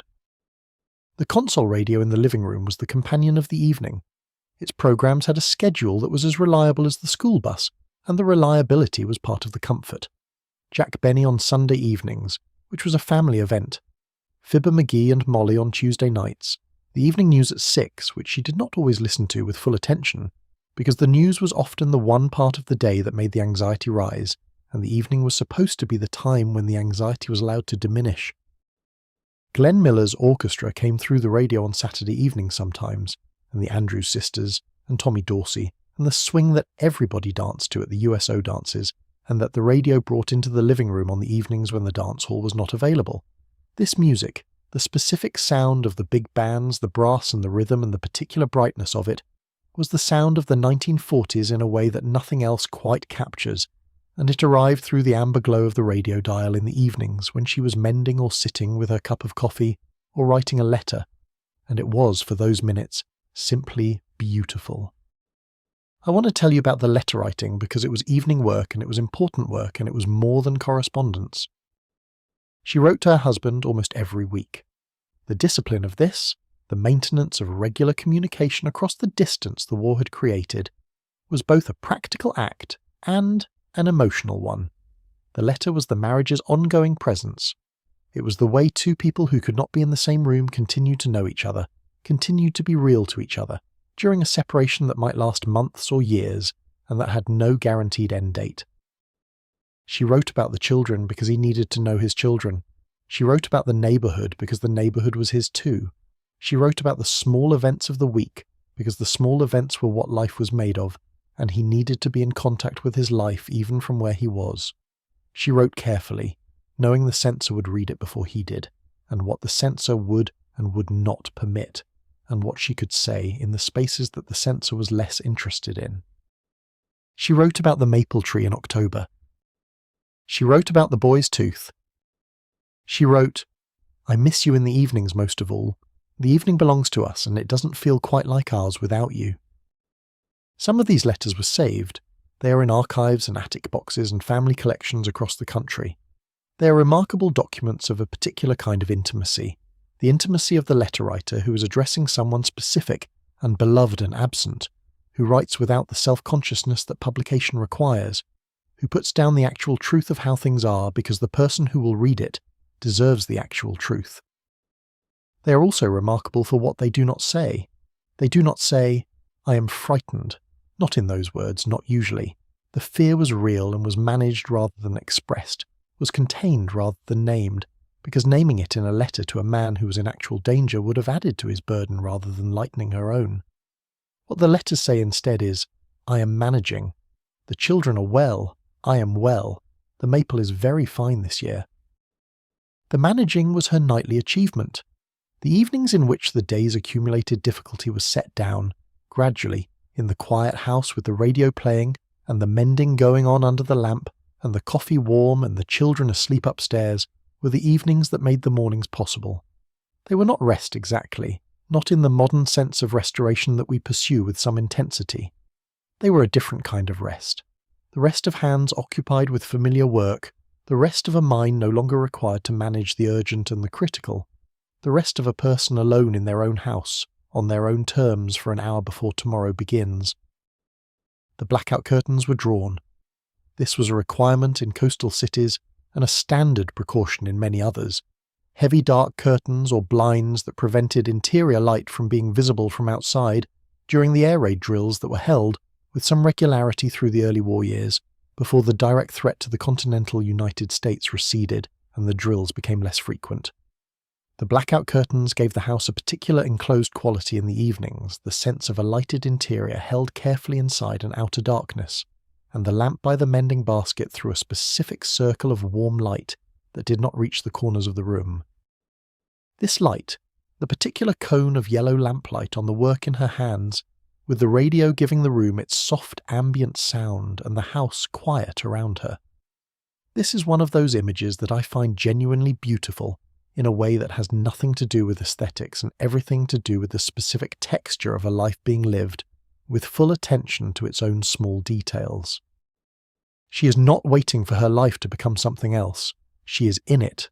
The lamp, the mending, the radio, the letter half written on the side table. This is her life, specific and particular and full of work that matters, and people she loves and worries that are real, and the occasional small luxury of an hour that is just for her, in the quiet of the evening, before she takes the lamp to the bedroom and the house goes fully dark. The alarm is set for 5:15. Tomorrow the coffee needs to go on before anyone else wakes up. Jumped. The mending basket's contents were a kind of household archive, evidence of what was wearing out and what had already been repaired, and what level of repair was sufficient to extend a thing's useful life for another 6 months. The darned sock showed in its patch of rewoven wool exactly where the foot came down most heavily. The heel, always, and the ball of the foot, the places where years of walking had worn the wool through. A good darn was almost invisible. A poor one was a ridge of a lumpy repair that could be felt through the shoe, and that indicated insufficient tension in the darning process. She did good darns, not from perfectionism but from practicality, because an uncomfortable darn was a wasted effort. The turned collar, the shirt collar that had been detached, reversed and reattached so that the unworn inner edge was now the outer edge, and the worn outer edge was now hidden inside, was a technique that extended the life of a garment significantly, and that required sewing skill that the modern casual relationship to clothing has made nearly extinct. She had been turning collars since she was a girl, watching her mother do it, and she did it with the practiced efficiency of someone for whom the action was automatic. The button jar was one of those household objects that contains within it an entire philosophy of material life. It sat in the sewing basket, a glass jar with a metal lid, and it held every button that had been removed from a garment too worn or damaged to continue in service. Buttons from shirts that had finally given out, from dresses that had been made into something else, from a coat that had been donated but whose buttons were still good and might match something. You never bought buttons if the button jar had anything close to what you needed. You held the button against the fabric and assessed whether it was close enough, and usually it was close enough, or could be made close enough by replacing all the buttons on the garment rather than just the missing one. The economic philosophy of the button jar was not unique to the 1940s, but the war made it more conscious. The principle was simple. A useful object does not become useless simply because the thing it was attached to has reached the end of its useful life. The button outlasts the garment. The button gets saved. The button waits in the jar until it is needed. This is not sentimentality. It is the recognition that objects have value, and that the responsible management of a household requires taking that value seriously. She applied this principle to everything. The brown paper bags from the grocery store folded flat and stored in the drawer with the string that came from packages for reuse in the kitchen. The tin foil from the butter wrapper, smoothed and saved for wrapping things. The rubber bands that came around the morning newspaper collected in the junk drawer that every 1940s kitchen had. The drawer that held the things that did not have a specific place, but that might be needed and should not be thrown away. Nothing in the 1940s household was thrown away without being assessed for its remaining value, which produced a relationship to material objects that was neither fetishistic nor careless, but simply attentive. The evening radio deserves more than the passing mention it received earlier, because the radio in the 1940s was doing something that no subsequent technology has quite replicated, and understanding what it was doing is part of understanding what the evenings meant in a 1940s household. The radio was simultaneous. This is the key thing. When Jack Benny's program aired on Sunday evening at 7 o'clock, Jack Benny was in every radio household in America at that same moment. The woman in Michigan and the woman in Georgia and the woman in Oregon and the woman in Vermont were all hearing the same thing at the same time, and they all knew that they were, and this simultaneity created a form of community across distance that was genuinely new in human experience. She laughed at Jack Benny's joke. So did the woman 3 blocks away, and the woman in the next state, and several million women she would never meet, all at the same moment. The shared experience of the radio was not quite the shared experience of being in a room together, but it was not nothing. It was a thread of commonality running through the country's evenings, a reminder that the household's small and particular experience was also in some ways a large and common one. The news programs were different from the entertainment, sharper and less pleasurable and more necessary. Edward R. Murrow, broadcasting from London during the Blitz in 1940, had established a template for radio journalism that made the distant war feel close in a way that newspaper prose could not quite achieve. The particular immediacy of a human voice reporting from a specific place in real time. She listened to the news with the part of her attention that was always reserved for it. The part that was tracking the war's progress and reading the reports for implications that the official statements did not quite say directly. The news gave her information she could not fully process without the specific knowledge that would have let her understand its strategic significance, but it gave her a general orientation to where things stood and in which direction they seemed to be moving, and this orientation was what she needed to maintain the equilibrium that the household required of her. She did not need to understand the tactical details of the Italian campaign. She needed to know whether the Italian campaign was going well or badly, and approximately how long a thing like that might take, so that she could calibrate her weighting accordingly. The radio also gave her music, which was perhaps its most important function at the end of a long day. Music does something to a tired nervous system that conversation cannot do, that even good literature cannot quite do in the same way.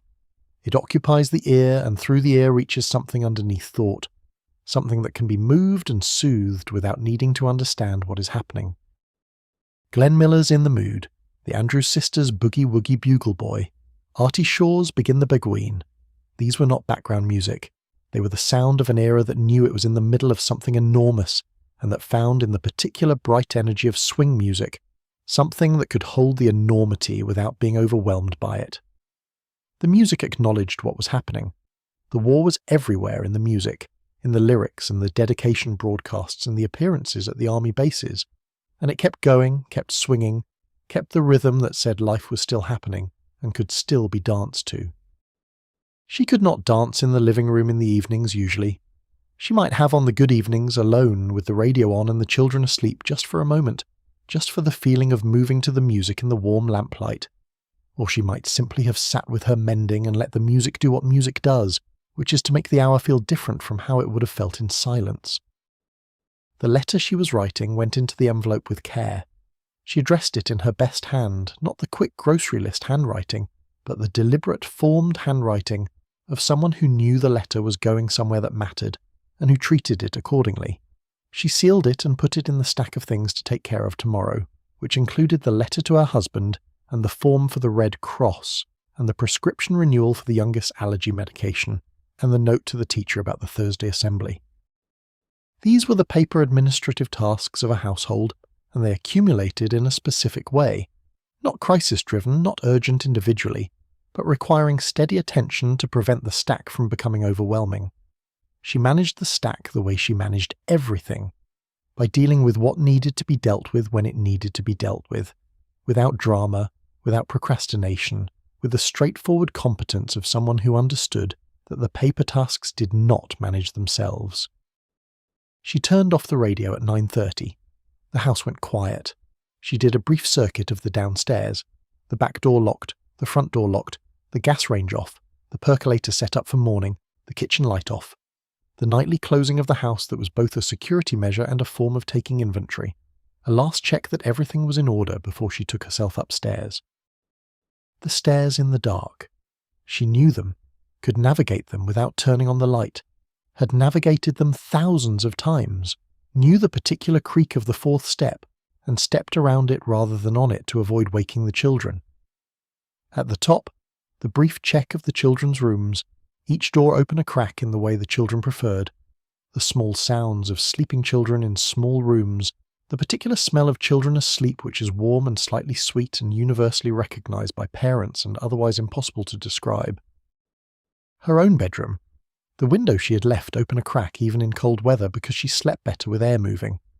The covers turned back from this morning when she made the bed, so that getting into it was simple and immediate. The alarm set for 5:15. She was asleep before she had thought anything worth remembering. There is a complexity to the story of 1940s American women that the simple narrative of the domestic housewife does not quite contain, and I want to address it directly before we reach the reflection and the end. Because many of the women we have been following were not exclusively housewives, many of them were both.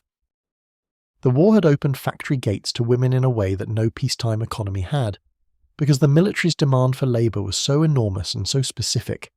Aircraft needed rivets, ships needed welders, ammunition needed assemblers, that it could not be met by the male workforce alone, particularly as that workforce was being simultaneously depleted by the draft. The answer was women, millions of women. The Rosie the Riveter campaign, with its famous flexed arm and its can-do expression, was both a genuine description of something that was happening and a piece of deliberate government communication designed to encourage more of it to happen. The image worked because it reflected a real transformation. Women were working in shipyards and aircraft factories and munitions plants in numbers that had no precedent in American industrial history, and many of them were discovering alongside the work something about their own capability that the domestic sphere had not had occasion to demonstrate. But here is what the Rosie poster does not show, and what the history of the period usually underemphasizes. The woman who worked at the factory all day went home in the evening to the same household that required the same management it had required before she went to work. The Victory Garden did not tend itself. The children did not feed themselves. The ration book did not balance itself. The letter to her husband did not write itself. She did two jobs, not in the modern dual-income household sense, where the division of domestic labour is negotiated, however imperfectly, between two employed adults. She did two jobs, full-time, alone, because the husband was away, because the household required its management and the factory required its labour, and both of these things were simultaneously true of her life. This double burden, a term that feminist scholars would give it much later, was real, and was experienced as real, and was managed with the same combination of efficiency and creativity and genuine exhaustion that characterized every other aspect of the wartime housewife's life.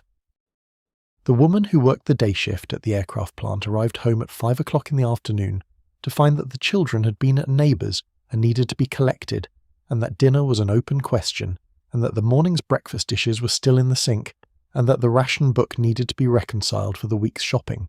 She did all of this, not because anyone asked her to celebrate it, because it needed doing, and she was the one who would do it. The women who left the factories after 1945, and many did leave, some voluntarily and some through the systematic retooling of the workforce that restored male priority, were leaving employment that had paid them wages and provided them with a sense of productive contribution that the domestic sphere, despite its genuine demands, did not compensate in the same way. The transition back was not simple for many of them, and the discomfort of that transition is part of what would eventually surface, a decade later, in the cultural conversation about women's roles that Betty Friedan would call the problem with no name. But the women who went back to domestic life full-time after 1945 did not go back the same as they had left. They went back having done something, having demonstrated to themselves and to anyone who had been paying attention that the limitation of their capabilities to the domestic sphere was not a natural fact but a cultural choice. They went back carrying that knowledge quietly, because quiet was what the culture required of them, and they kept it, and they gave it to their daughters, and the daughters eventually stopped being quiet about it. The post-war years, 1945 through 1949, were not the triumphant domestic idyll that the popular cultural memory has made them.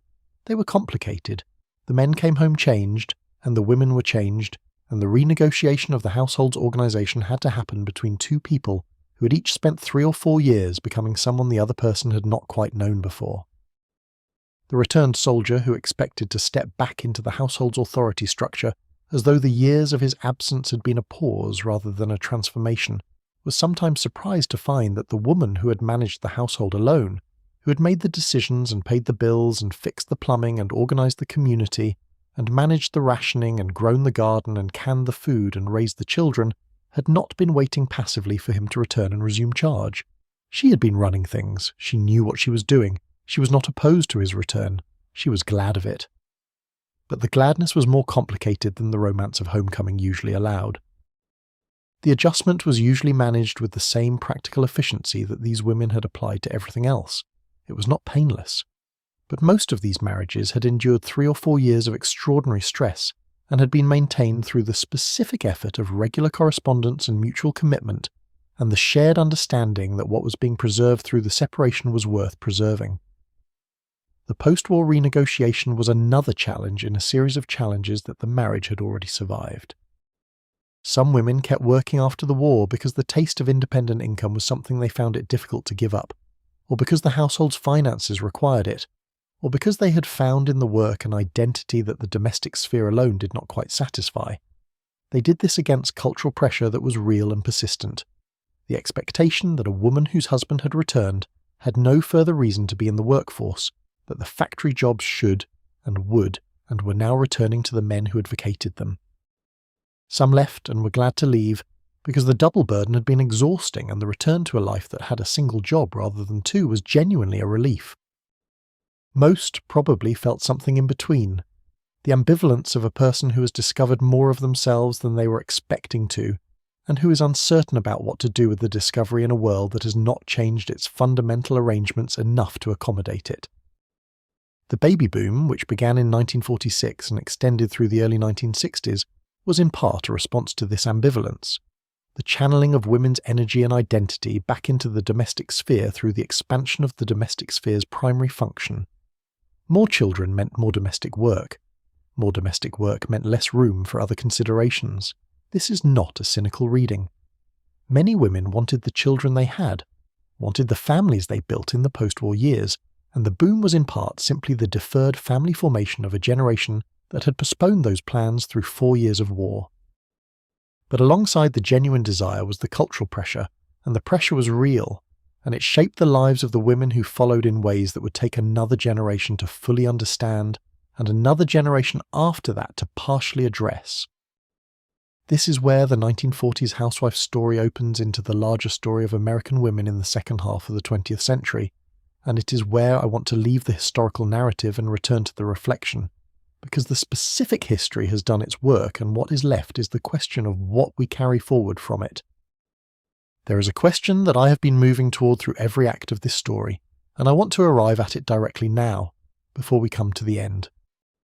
What did these women actually know, and why does it matter?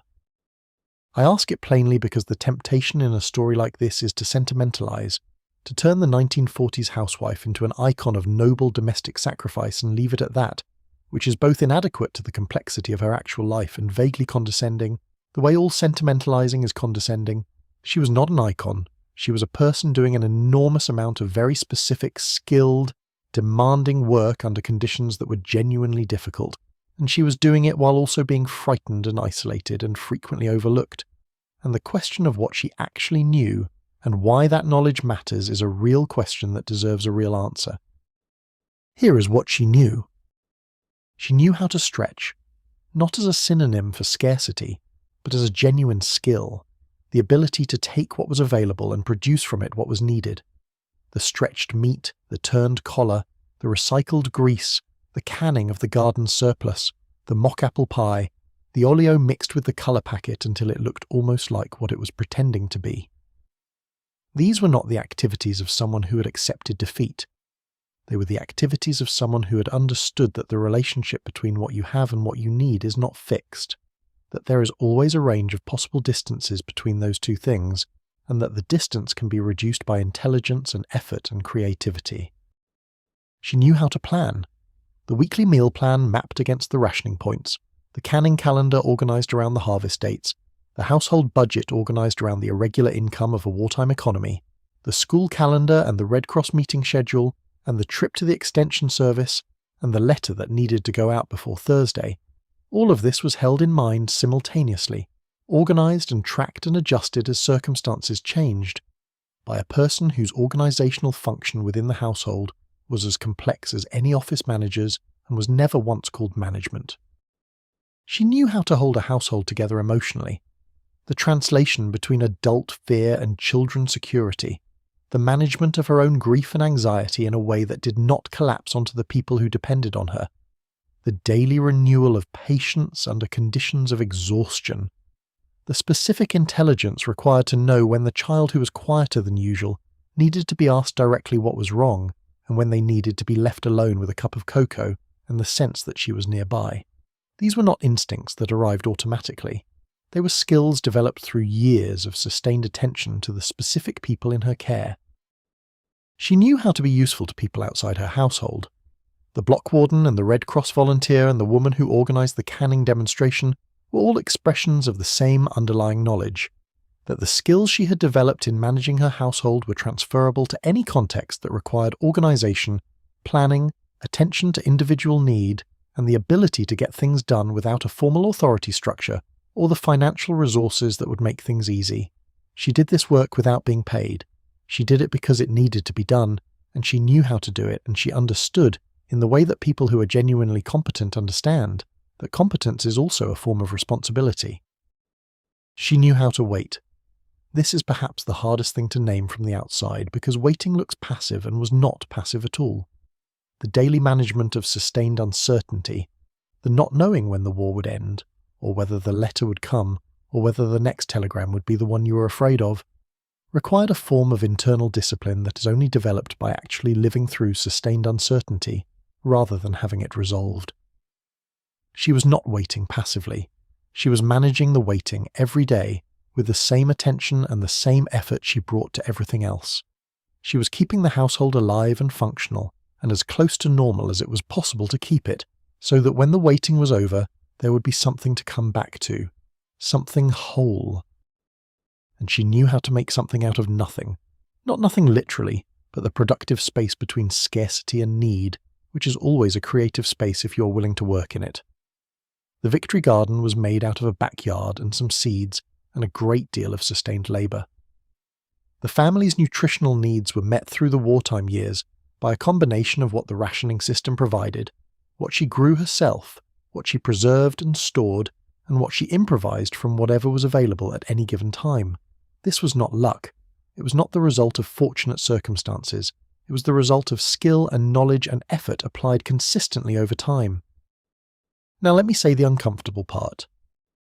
The same culture that required all of this of her, that required her to manage the household and the rationing and the children, and the fear and the neighbour's grief and the community's civic needs, and the Victory Garden, and the canning shelf, and the Red Cross meetings, and the blackout curtains, and the letter writing, and the mending, and the cooking, and the cleaning, and the planning, and the waiting. That same culture, immediately after the war ended, asked her to step back. The men came home in 1945. They came back in numbers through 1945 and 1946, tired and sometimes damaged, and in need of the domesticity they had been fighting for, or that they had been told they were fighting for. The factories that had employed women in unprecedented numbers during the war years retooled, and the retooling included the reassertion of male priority in the industrial workforce. The women who had worked the production lines were encouraged to return to their households, and many of them did, because they wanted to be with their returning husbands, and because the economy offered them few alternatives that did not come with strong social pressure to reconsider. But here is what they knew that the broader culture was not quite ready to acknowledge. They had done it. For 4 years, often alone, often under conditions that would have tested anyone, they had managed. They had taken the household and the community and the full weight of the home front, and they had kept it running, kept it together, kept it whole. They had proven something about their own competence that could not be unproven by the return of the men whose departure had required them to prove it. The women who came of age during and immediately after the war, the daughters of these women, the young women who were children in 1943 and adults by the mid-1950s, grew up in households where they had seen their mothers do things, specific things, manage a budget under conditions of scarcity, grow food, preserve food, organize communities, hold families together during extended periods of crisis. Do all of this without being asked, without being paid, without being thanked in any formal or public sense, and do it well enough that the household survived and the children were nourished and the community held together. These daughters absorbed this. They did not necessarily name what they had absorbed. But when the 1960s arrived, and with it the cultural moment that began to say clearly what had previously been left unsaid, that women's capabilities extended well beyond their domestic sphere, that the skills required to manage a household were real skills applicable to every other context, that the curtailment of women's public participation was a loss and not a natural fact. When that moment arrived, it did not come out of nowhere.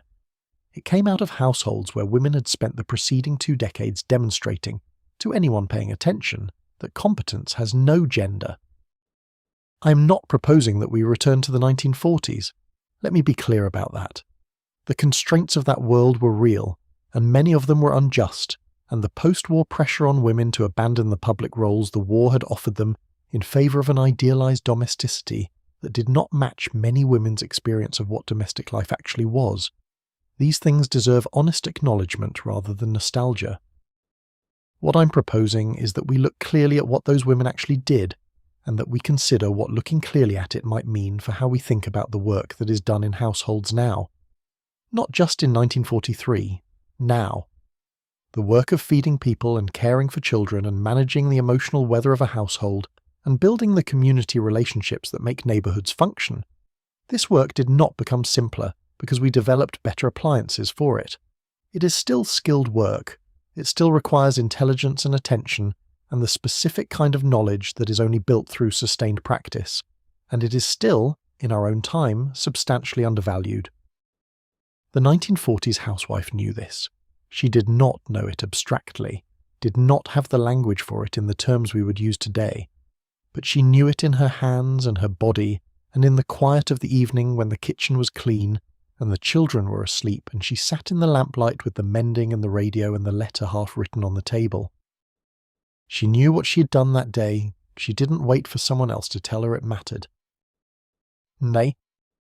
There is one more thing I want to say before we come to the end of this story, and it is about survival. The word gets used in a particular way in our time, a word about crisis and extreme circumstance, about people in deserts or disaster situations or terrible medical emergencies who do something heroic to continue existing. We have a cultural conception of survival that requires the spectacular. The 1940s housewife was a survivor in a different sense of the word. She survived Tuesday. She survived the week when the ration points ran low and the letter did not come, and the youngest was sick, and the furnace made a noise that sounded expensive. She survived the January that was very cold, and the summer that was very hot, and the neighbour's gold star and her own gold star dread, and the mornings when getting up and making the coffee was an act of will rather than habit. She survived ordinary life under extraordinary conditions, which is actually the most common form of survival there is, and the least celebrated. The women who raised American families through the 1940s did not see themselves as survivors. They saw themselves as wives and mothers and neighbours, and block wardens and Red Cross volunteers and gardeners and canners and cooks and managers of households and writers of letters and readers of bedtime stories and darners of socks. They saw themselves as people who had things to do and who did them.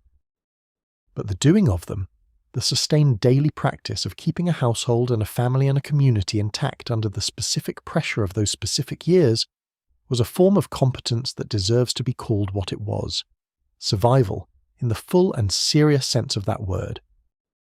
They survived, most of them.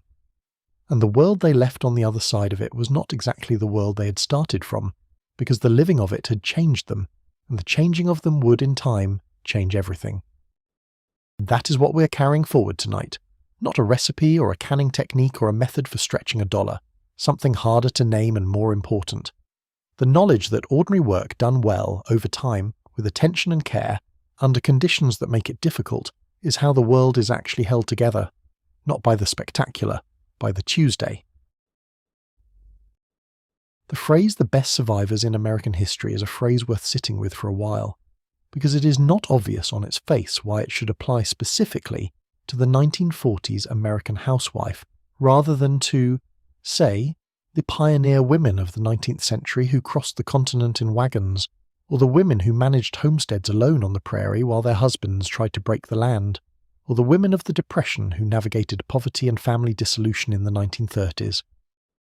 The answer, I think, is not that the 1940s housewife suffered more than those women, or demonstrated a more spectacular individual heroism.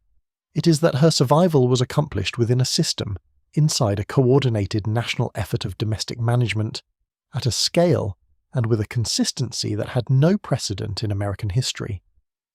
The pioneer woman survived alone, against the specific conditions of her specific location. The 1940s housewife survived alongside 20 million other women, each in her own kitchen, each managing her own ration book, each growing her own garden, each writing her own letters, each holding her own household together in a form of distributed collective labour that produced, in its aggregate, something genuinely extraordinary. The system worked because the women in it made it work, not because it was well designed, though it was reasonably well designed, not because the government was effective at enforcement, though it was moderately effective, because 40 million women across the country made the individual daily decisions that added up to the system's success. They kept their fat, they planted their gardens, they followed the canning instructions, they managed their points, they bought the war bonds, they drove less, burned less, wasted less. They did all of this not because they were told to, or not only because they were told to, but because they understood that the war required it, and because understanding that something is required is enough for a person who is already accustomed to meeting requirements. This disposition toward requirement, toward the recognition that circumstances sometimes demand more than comfort and less than complaint, is something that I think the 1940s housewife had in a degree that is genuinely rare. It is not a passive disposition. It is not the disposition of someone who simply obeys. It is the disposition of someone who has made an honest assessment of what the situation requires and has decided to meet it fully. The difference between this and mere compliance is important. Compliance is the minimum. Meeting the situation fully is something more. Consider what that actually looked like in practice across a single week. Monday. The week's meal plan drawn up against the available ration points. The grocery list written.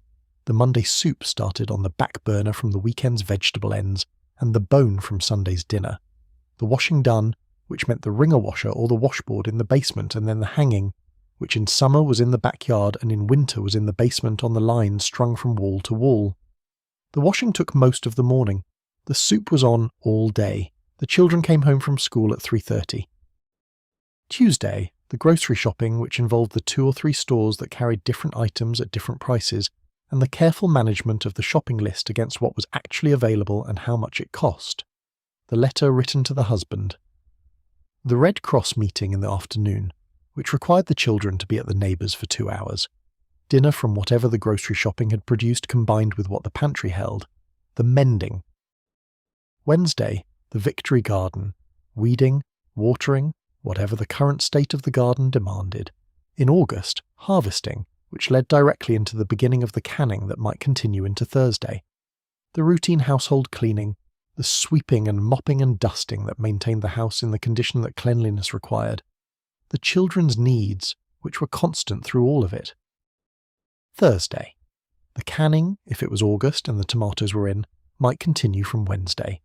Otherwise, the baking, the bread that was made twice a week, because homemade bread was more economical than bought, and because she baked it well, and it was better than what the store sold, and because the making of it, the particular physical act of kneading dough and the smell of it baking, was one of the household's genuine pleasures.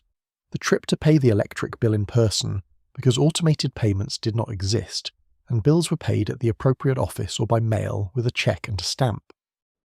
Friday.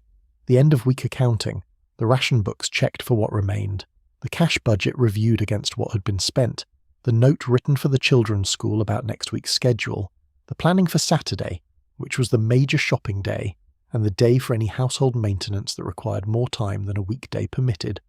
Dinner, which on Friday in many households was meatless, not only the Catholic observance, but a practice that spread more widely during the war as a patriotic gesture, and as a practical response to the fact that meat required red points, and stretching the week's meat to include only 5 dinners rather than 7 was one of the simplest ways to keep the points from running out before the month did.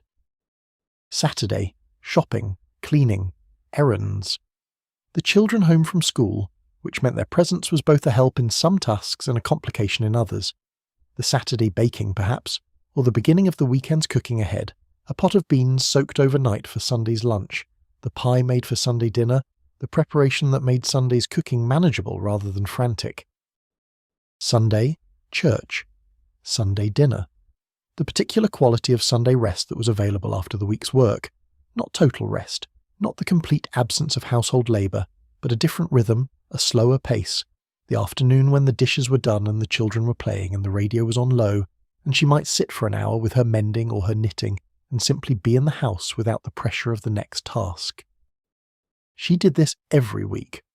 Not heroically, because heroism implies the unusual, and this was not unusual. It was simply the week. It was the week before and the week after and the week after that, each one organised around the same fundamental requirements, adjusted for the season and the ration book and the state of the garden and whatever the war had produced in terms of news and need.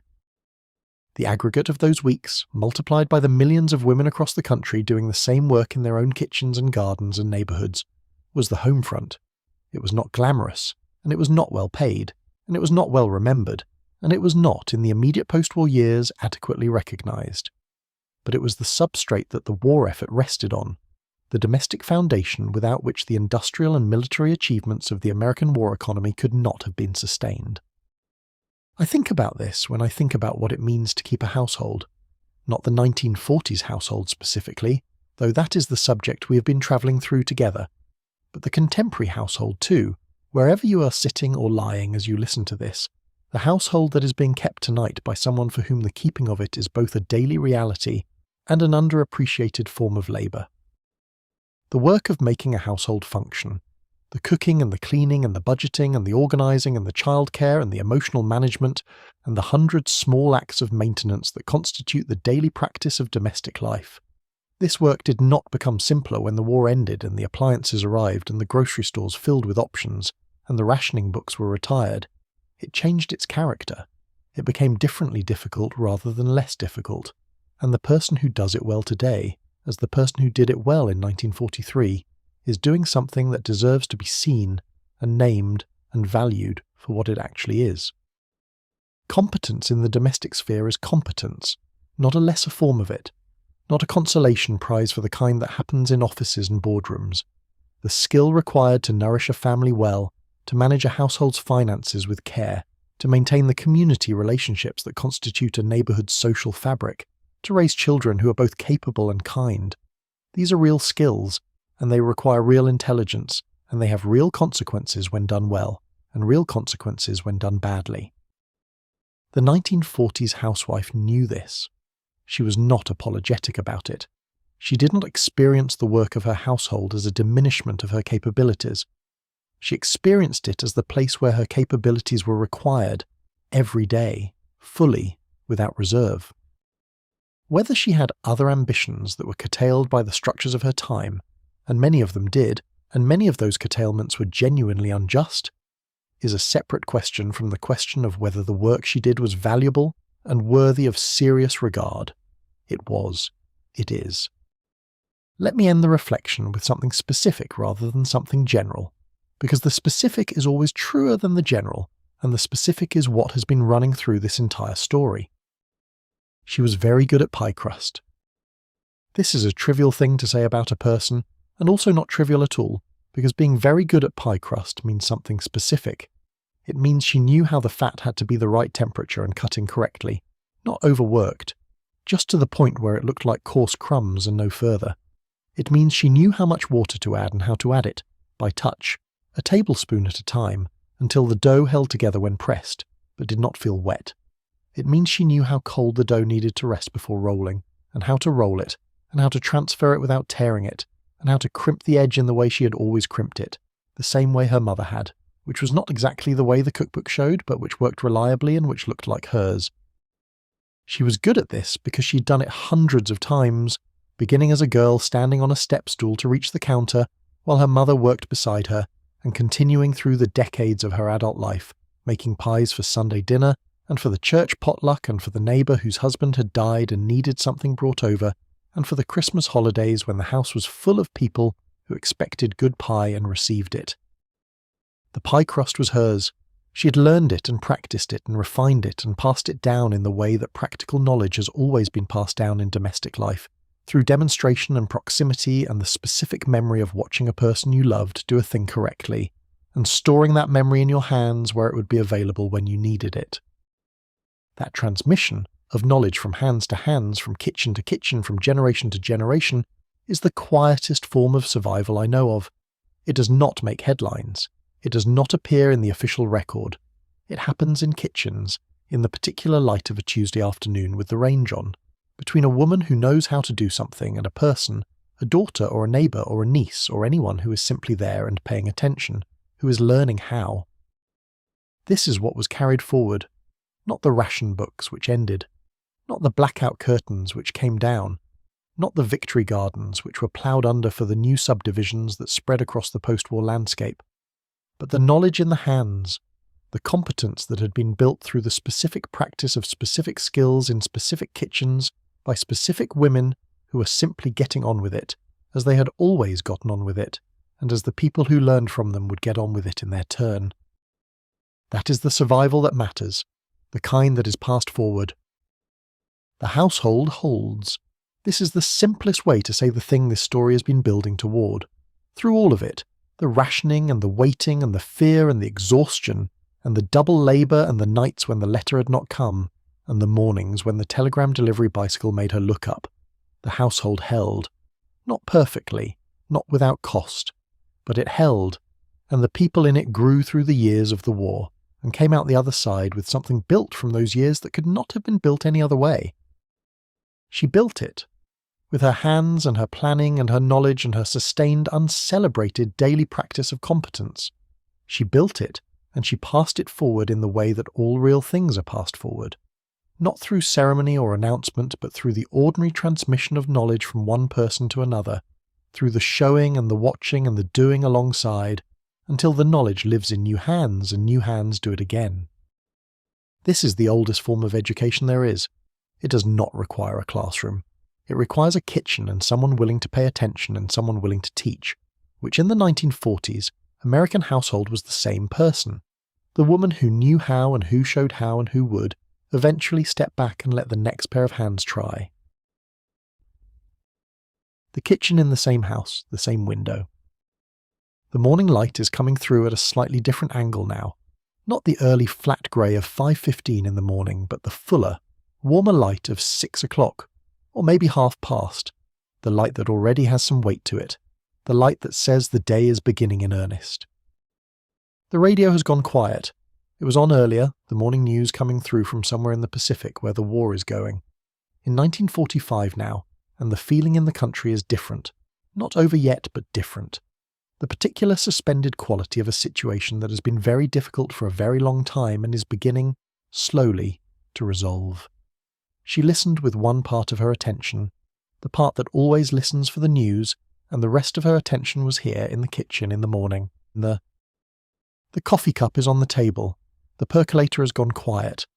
One lamp is on in the corner, the small lamp on the counter that stays on in the kitchen because the house is old and the corner stays dark even in the morning. She is not in a hurry. Not today, not this morning. The children are older now than they were at the beginning of this story, old enough to manage themselves in the morning for the minutes before she goes to get them up, and the few minutes before that are hers, as they have always been. The dish towel is folded over the oven handle.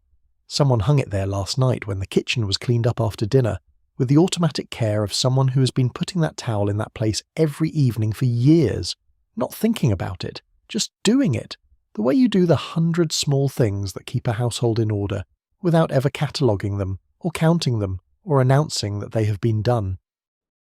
On the counter near the window, 4 jars of last summer's tomatoes, still in their place on the shelf, waiting for the day they are needed.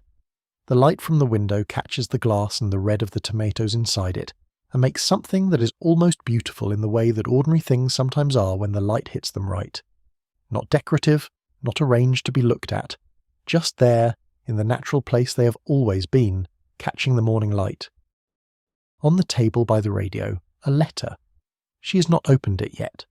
It arrived yesterday afternoon, but she was in the middle of making dinner, and then the evening happened, and then it was late. And she set it on the table by the radio, where she would see it in the morning, and she has been seeing it since she came downstairs, but she's not yet opened it, because there are a few more minutes in this quiet kitchen before the day requires her to do anything, and she's having them. In a moment she will open it. In a moment the children will need to come downstairs and the day will begin in full. But right now the lamp is on and the light is coming through the window at the particular angle of early morning, and the dish towel is over the oven handle, and the tomato jars are catching the light, and the letter is on the table. She picks up her coffee cup. It is a good morning, the same as yesterday's morning and tomorrow's morning and the 1,000 mornings before and the 1,000 that are still to come. The same kitchen, the same light, the same particular smell of coffee and morning, and a house where people live and are cared for. Outside, the garden is beginning to show the first signs of the new season coming. The ground is still cold, but not frozen. In a few weeks, she will need to start thinking about what to plant. She finishes her coffee. Alright. Thank you so much for watching. If you'd like to see more videos like this, please consider leaving a like and subscribing to the channel. It really helps us keep making more content. See you in the next one. Did your grandmother or great-grandmother live through the 1940s home front? Is there something she made or something she said that you still carry with you? I would genuinely love to hear it in the comments. There is one more aspect of the 1940s housewife's life that I have been holding back because it is the hardest to frame without either sentimentalizing it or reducing it to pure hardship, and it deserves neither treatment. It is the question of what she actually wanted, what she understood herself to want, in the interior life that existed beneath and alongside the daily demands of the household. This is a difficult question to answer for any person, and it is particularly difficult to answer for a person whose life has been filtered through the particular kind of historical record that the 1940s housewife generated. Her primary documents are household accounts and letters and the occasional diary, and these documents, written for functional purposes or for specific known readers, tend not to include the kind of unguarded self-examination that makes the inner life fully available to historians. She was not writing for posterity. She was keeping track of what needed keeping track of and writing to her husband, and occasionally to her mother, and the things she wrote were shaped by the relationships and purposes they served. And yet, in the letters, particularly in the letters to the husband overseas, there are passages that break through the functional surface and let you see briefly the person inside the management. The passage where she writes not about the children or the garden or the rationing, but about what it feels like to be alone in the house at night, after the children are in bed and the radio has been turned off, with the particular silence of a house that is supposed to have more people in it. The passage where she admits, in the careful language of a letter that might be read by a censor, and that will certainly be read by a man who is carrying his own unbearable weight, that some evenings she's very tired in a way that is not physical. She does not develop this admission. She returns quickly to the ordinary news of the household, the functional content of the letter. But the admission is there, and it is real, and it is part of the truth of what that life actually was. The 1940s housewife wanted, as most people want, more than her circumstances consistently offered. She wanted her husband home. She wanted the war to be over. She wanted the ration restrictions to lift so that she could make a proper pie without feeling the calculation behind every ingredient. She wanted, perhaps, the conversation that the letter writing had taught her was possible between two people who took each other seriously, but that face-to-face life in a busy household sometimes crowded out.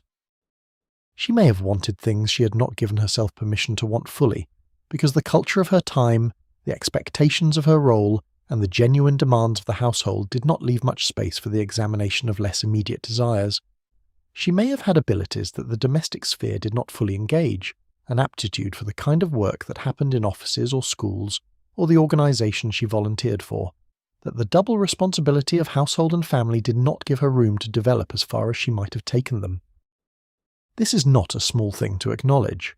The curtailment of possibility is a real cost that the history of women's lives in the 20th century has to account for, and I do not want to paper over it with celebration of the skills that were developed within the constrained space. Both things are true, the skills were real, and the constraint was real, and a full accounting requires holding both. What she actually did with what she had is still remarkable. The question of what she might have done in different circumstances is a real question, and a legitimate one, and it is part of what drove the changes that came in the decades after the war. The women who went to the factories and found in industrial work an identity and a capability that the domestic sphere had not provided. The women who returned to school after the children were older, in the 1950s and 1960s, pursuing the education the war had interrupted.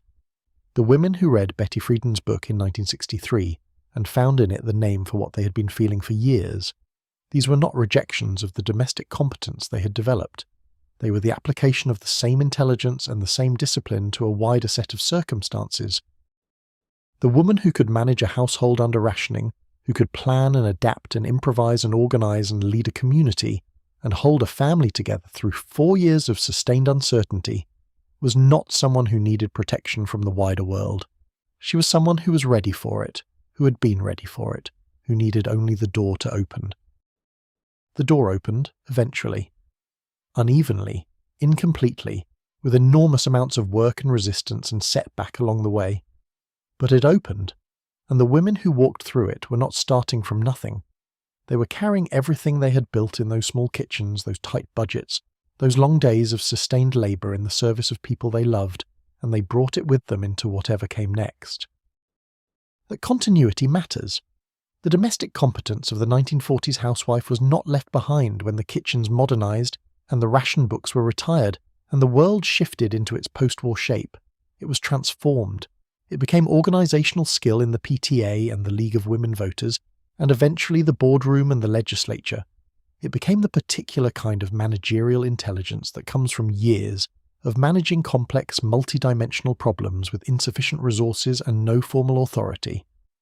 It became the capacity for sustained attention and careful planning that the domestic years had built, now applied to the broader world that those women and their daughters were claiming. She knew how to do the thing that needed doing. She always had. The question that the second half of the 20th century was slowly answering was simply which things would be acknowledged as needing doing and who would be permitted to do them.